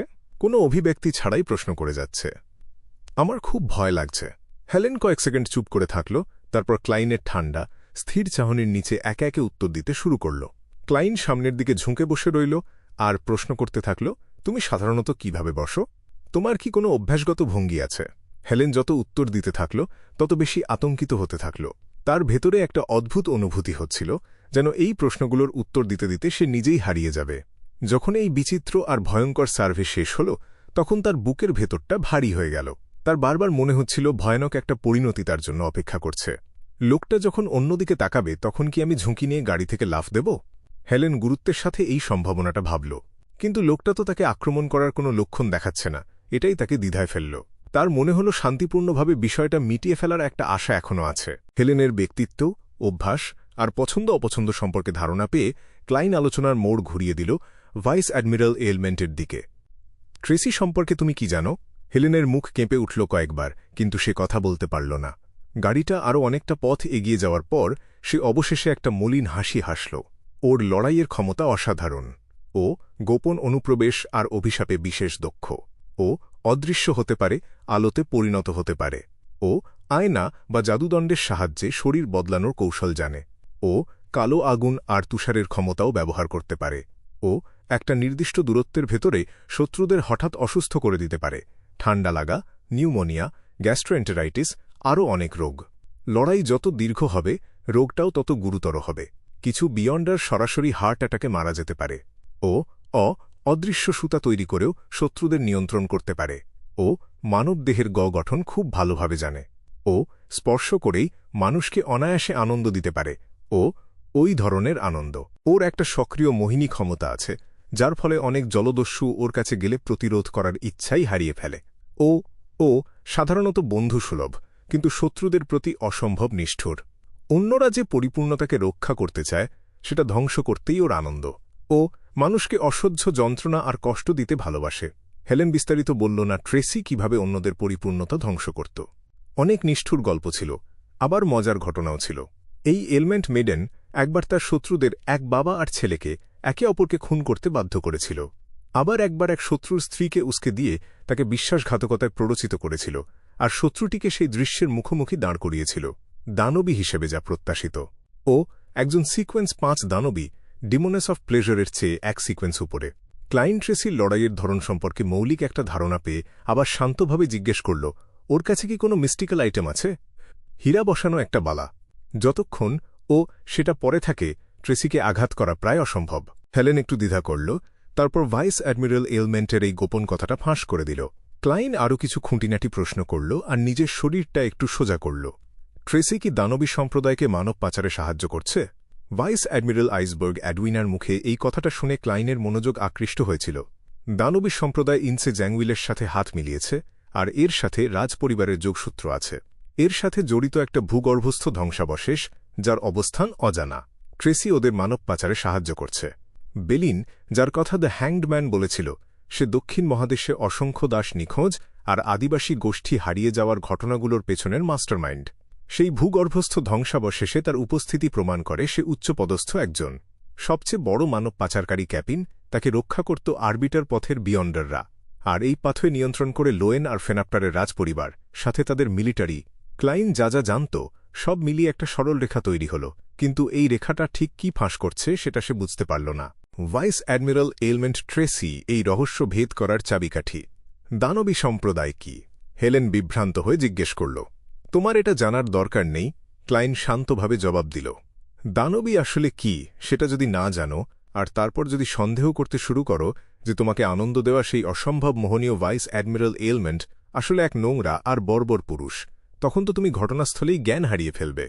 ধন্যবাদ দেওয়ার দরকার নেই, আমি ভালো মানুষ, ক্লাইন মনে মনে রসিকতা করল। হেলেন তার বিভ্রান্তি চাপা দিয়ে স্মৃতি হাতড়ে বলল, গত কয়েক বছর ও দাস পরিবহনে ব্যস্ত আছে। ব্যবসার অপর প্রান্তে আছে ক্রেজি ক্যাপ্টেন কনর্স ভিক্টর। শোনা যায় ও আর লোয়েনের অনেক মানব পাচারকারী আর দাস ব্যবসায়ীর সাথে গভীর অংশীদারিত্ব আছে। Crazy captain Connors Victor. Klein ডাকনাম আর নামটা মনে রেখে দিল। সে মাথা নাড়ল আর আগের মতো ভারী গলায় আর কথা বলল না, বরং তুলনামূলকভাবে নরম গলায় বলল, তুমি কি কখনো এ ধরনের কাজে নিজেকে জড়িয়েছ? যেমন ধরো পার্ট টাইম জলদস্যু হিসেবে। এই অত্যন্ত ভদ্র আর সৌহার্দ্যপূর্ণ সুর কোনো এক অজানা কারণে ডানিটজকে কাঁপিয়ে দিল। তার মনে হল এই অবস্থার ঘেরমান স্প্যারো আগের ঠান্ডা, ভাবলেশহীন অবস্থার চেয়ে অনেক বেশি ভয়ঙ্কর। না, হেলেন মাথা নাড়ল। আমার শরীরে শরণ পরিবারের রক্ত বইছে। আমি আমার পরিবারের নামে কলঙ্ক আনব না। আর তাছাড়া ট্রেসি সবসময় বলত ও আমাকে রক্তপাত আর অন্ধকার দিয়ে কলুষিত হতে দেবে না। সব ও নিজেই সামলাবে। মেয়েটা মনে হয় বড্ড বেশি রোমান্স উপন্যাস পড়েছে। ক্লাইন একটা সোনার মুদ্রা বের করল, আর সেটা তার আঙুলের ফাঁক দিয়ে নাচের মতো ঘুরিয়ে দিল। সে হেলেনের কাছ থেকে কিছু লুকাল না। তার সামনেই সে ডিভিনেশন করল, যাতে নিশ্চিত হওয়া যায় মেয়েটা মিথ্যা বলছে কিনা। ফলাফল বলল মেয়েটা মোটামুটি সৎ। এটা অবশ্য এই কারণেও যে আমি ট্রেসির সাথে ওর আবেগের জটিলতা নিয়ে বিস্তারিত জিজ্ঞেস করিনি। জিজ্ঞেস করলে ও এতটা সৎ থাকত না। ক্লাইন মনে মনে এই কথা ভেবে সোনার মুদ্রাটা সরিয়ে রাখল। ততক্ষণে গাড়িটা বন্দর ঘুরে এগিয়ে গেছে, আর হেলেনের যে জাহাজে ওঠার কথা ছিল সেদিকে যাচ্ছে না। ক্লাইন জানালার বাইরের দৃশ্য দেখল আর একটা ছোট ধাতব বোতল বের করল। সেটা হেলেনের দিকে বাড়িয়ে দিয়ে বলল, ভেতরের তরল দিয়ে মেকআপটা মুছে ফেল। কেন? হেলেন অবচেতনেই জিজ্ঞেস করল। এটা তোমার জিজ্ঞেস করার মতো প্রশ্ন না। ক্লাইন আবার সামনে ঝুঁকে ভাবলেশহীন মুখে বলল।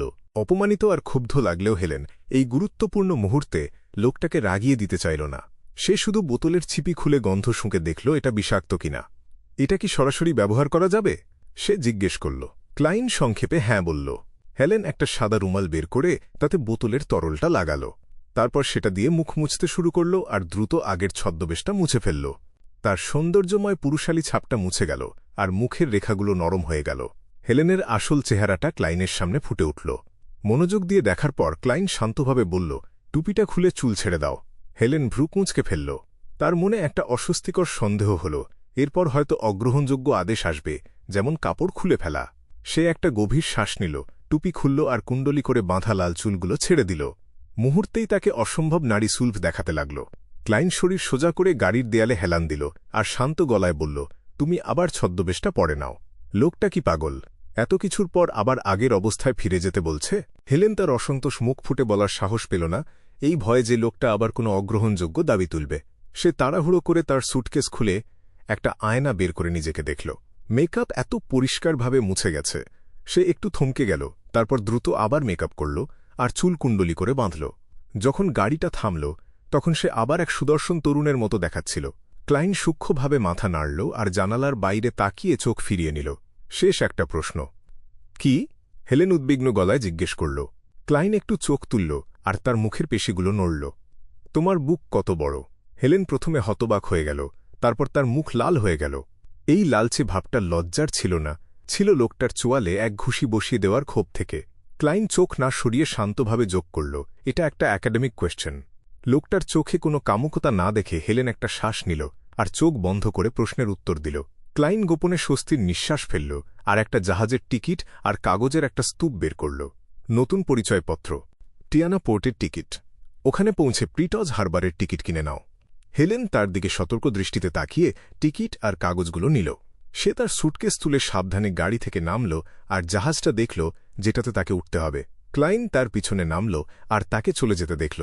চোখের কোণ দিয়ে সে দেখল ডানিটস কষ্ট করে নিজের হাসি চেপে রাখার চেষ্টা করছে।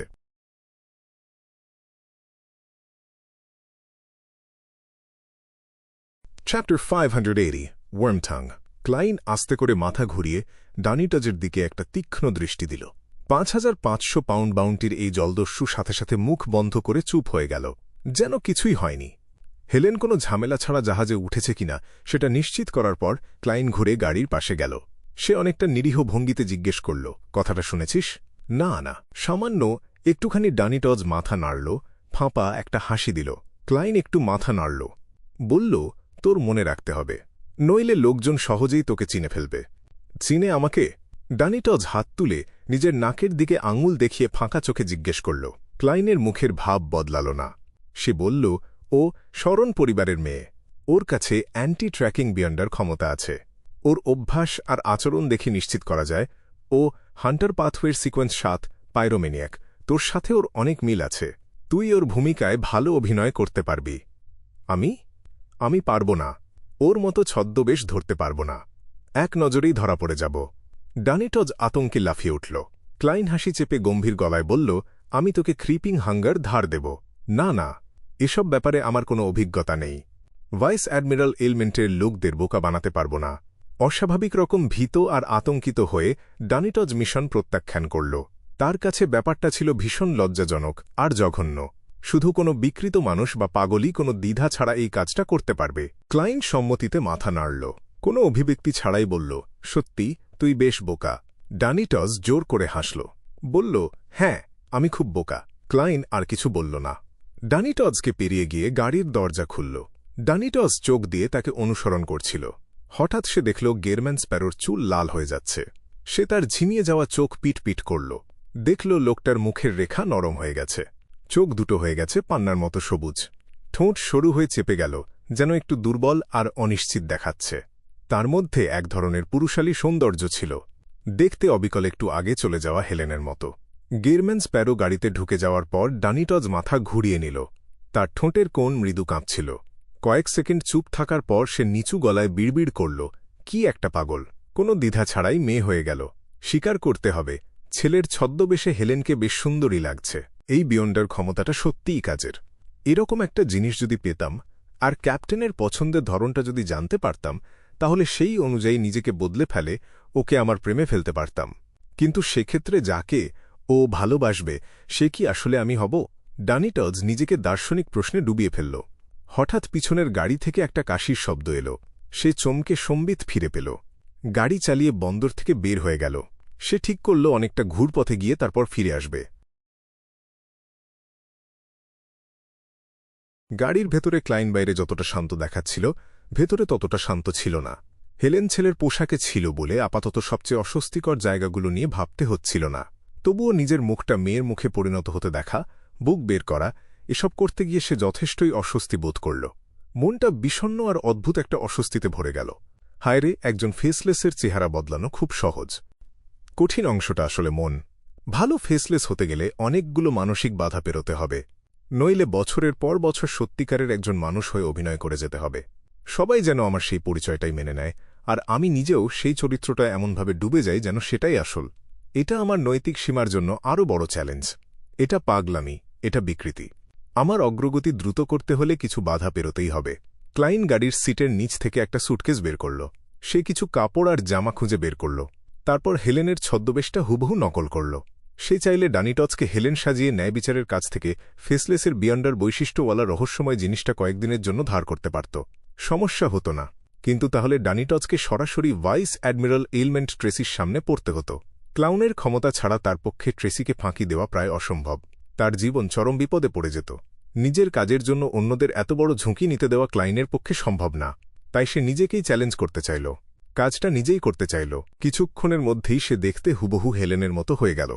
কালো টপ হ্যাটের নিচে একটা সুদর্শন, কোমল রেখার আধা নারী আধা পুরুষ মুখ, পান্নাসবুত চোখ দুটো রত্নের মতো সুন্দর দেখাচ্ছিল। সে নিজের গড়ন বদলে কয়েক সেন্টিমিটার খাটো হল, কাঁধের চওড়া কমিয়ে ফেলল। তার শরীর ছোট হয়ে এল, যেন অনেকটাই হালকা হয়ে গেছে। ক্লাউনের ক্ষমতা দিয়ে নিজের বর্তমান চেহারাটা ক্লাইনের মনে দ্রুত ভেসে উঠল। এত খারাপ লাগছে না, তেমন কোনো সমস্যা নেই। হয়তো আমি মেয়ের পোশাকে নেই বলে গিরম্যান স্প্যারো বা ডানিটজ বা অন্য কারো রূপ নেওয়ার চেয়ে আলাদা কিছু লাগছে না। শুধু একটু সুন্দর দেখাচ্ছি, আর বুকে একটু অস্বস্তি লাগছে। পৃথিবীতে যদি আমার চেহারা এমন হতো, তাহলে আর গার্লফ্রেন্ড না থাকার চিন্তা করতে হতো না। সে নিজেকে ব্যঙ্গ করে আর সান্ত্বনা দিয়ে ঠোঁটের কোণে একটা বাঁকা হাসি আনল। গিরম্যান স্প্যারোর মুখে যা স্বাভাবিক ভঙ্গি লাগত, হেলেনের মুখে সেটা এখন বেশ করুণ আর অসহায় লাগছিল। ধুর শালা, ক্লাইন মনে মনে গাল দিল। দ্রুত নিজের মনের অবস্থা ঠিক করে নিল। একটু একটু করে সে সত্যিকারের অভিনয়ের ভেতরে ডুবে গেল। সময়ের সাথে সাথে সে বুঝতে পারল তার ভেতরের প্রতিরোধটা অনেক কমে গেছে। এরপর সে নিজেকে শান্ত আর হালকা অনুভব করল, যেন পোষণটা আরও ভালোভাবে মিশে যাচ্ছে। আর এর মানে হল তার হজমের গতিও বাড়বে। সত্যিই কাজের জিনিস, ক্লাইন মনে মনে বলল। সে উঠে দাঁড়াল, ঘড়ির কাঁটার উল্টো দিকে 4টা পা ফেলল। ধূসর কুয়াশার উপরে গিয়ে আসন্ন অপারেশনের বিপদমাত্রা আরেকবার যাচাই করল। বাস্তব দুনিয়ায় ফিরে এসে সে হেলেনের কণ্ঠস্বর ব্যবহার করতে শুরু করল। সচেতনভাবে গলাটা একটু চেপে রাখল। বন্দরের 6 নম্বর পিয়ারে চলো। ডানিটজ তেমন কিছু সন্দেহ করল না, কিন্তু গাড়ির দিক বদলানোর পর হঠাৎ তার মনে একটা অনুভূতি এল। সে কেঁপে উঠল। পুরোপুরি আসল মানুষের মতো যেদিন ও ক্যাপ্টেনের রূপ ধরে আমাকে বোকা বানাতে আসবে, সেদিন আমি ওকে চিনতেও পারব না। কিছুক্ষণ পর গাড়ি আবার বন্দরে ঢুকল। যে জাহাজে হেলেনের ওঠার কথা ছিল সেদিকেই গেল, কিন্তু সত্যিই কাছে গেল না। তার বদলে পাশের একটা গুদাম ঘরের কাছে ঘুরে গেল। ডানিটজ গাড়ি থেকে লাফিয়ে নামল। আগে থেকে ঠিক করা সংকেত অনুযায়ী গুদামের দরজায় টোকা দিল। ভেতর থেকে একদল ডকশ্রমিক বেরিয়ে এল। স্পষ্ট বোঝা যাচ্ছিল তারা স্থানীয় বংশের মানুষ। তারপর তারা পথ ছেড়ে দিল। কোনো গোলমাল নেই নিশ্চিত হওয়ার পর প্রতিরোধ আন্দোলনের সদস্য টাকমাথা কালাট হুইলচেয়ারে করে বেরিয়ে এল। ও কোথায়? সে ডানিটজের দিকে তাকিয়ে জিজ্ঞেস করল। হেলেনের কাজটার মাধ্যমে ডানিটজ সফলভাবে প্রতিরোধ আন্দোলনের সাথে যোগাযোগ স্থাপন করতে পেরেছে। ডানিটজ একটা দুষ্টু হাসি দিল। গাড়ির ভেতরে ওকে এমন ওষুধ দিয়েছি যাতে শক্তি কমে যায়। আরও 10 ঘন্টা প্রভাব থাকবে। মনে রেখো, 1000 পাউন্ড পুরস্কারের 70% আমি চাই। কালাট ডান হাত তুলে নাড়ল। সাথে সাথে প্রতিরোধ আন্দোলনের 2 জন রোগা সদস্য গাড়িতে উঠে গেল। বস, ওই মহিলাই। তারা একটু পরে মাথা বের করে স্থানীয় গ্যাংয়ের ভঙ্গিতে বলল, ওকে নিচে নামাও। আমাদের কাজ ওকে রক্ষা করা। কালাট আরেকবার জোর দিয়ে বলল। ছেলের পোশাকে ছদ্মবেশী হেলেনকে 2 জন সৈন্য 2 পাশ থেকে ধরে গাড়ি থেকে নামাল। ক্লাইন ক্লাউনের নিয়ন্ত্রণ ব্যবহার করে এমন ভান করল যেন হাঁটুতে শক্তি নেই। সে টলতে টলতে নামল। কিছুক্ষণের মধ্যেই তাকে বায়ামের স্থানীয়দের একটা ঘরে নিয়ে যাওয়া হল। একই সময়ে কালাট সমুদ্রের দেবতায় বিশ্বাসী স্থানীয় গ্যাংয়ের একজন সদস্যকে দিয়ে স্ট্রংম্যান ওজিলকে খুঁজে বের করতে পাঠাল। তাকে বলতে বলল লক্ষ্যবস্তু খুঁজে পাওয়া গেছে, 1000 পাউন্ড এনে মেয়েটাকে নিয়ে যেতে। ডানিটজ ইতিমধ্যে সরাইখানায় ফিরে খবরের জন্য অপেক্ষা করছিল।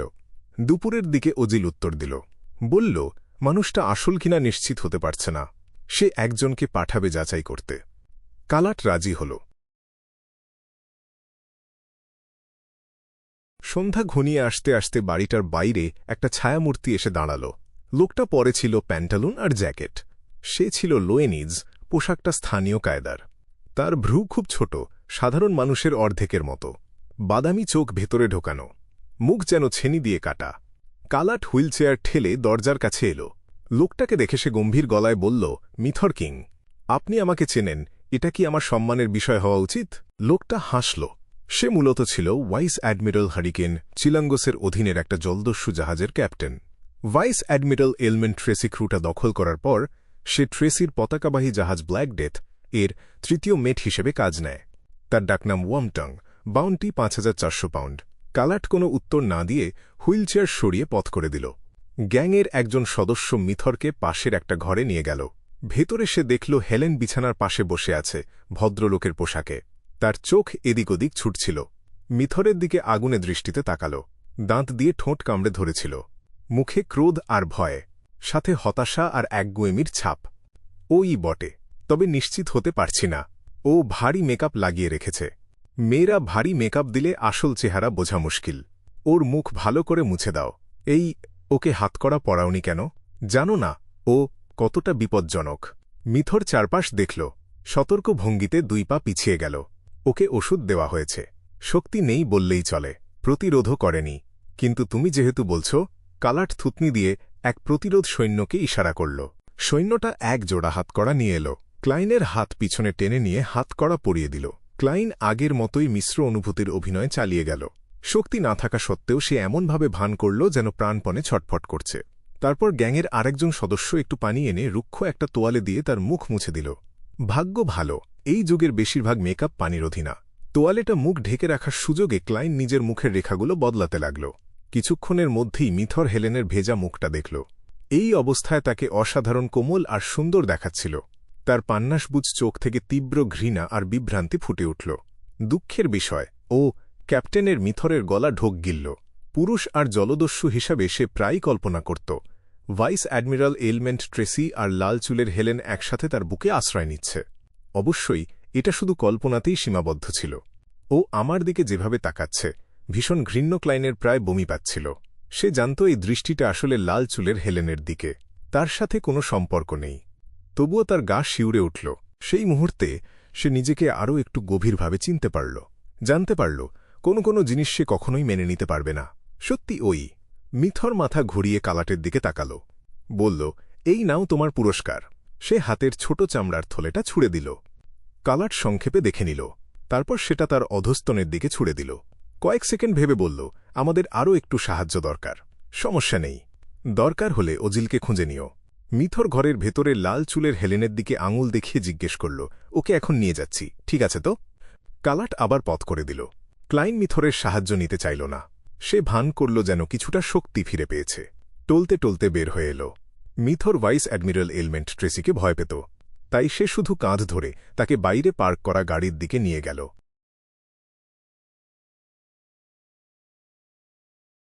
গাড়ি শহর ছেড়ে একটা প্রাইভেট বন্দরে এসে থামল। মিথর ক্লাইনকে, যে এখন লাল চুলের হেলেনের ছদ্মবেশে আছে, আগে থেকে প্রস্তুত একটা মাছ ধরার নৌকায় তুলে নিল। রাতের আড়ালে তারা বায়াম ছেড়ে গেল। প্রায় 1 ঘণ্টা পর তারা একটা দ্বীপের পাহাড়ের ছায়ার নিচে নোঙর করা একটা জাহাজ দেখতে পেল। বাতাসে পতপত করে উড়ছিল একটা বিশাল পতাকা। তার উপর আঁকা সাদা হাড়।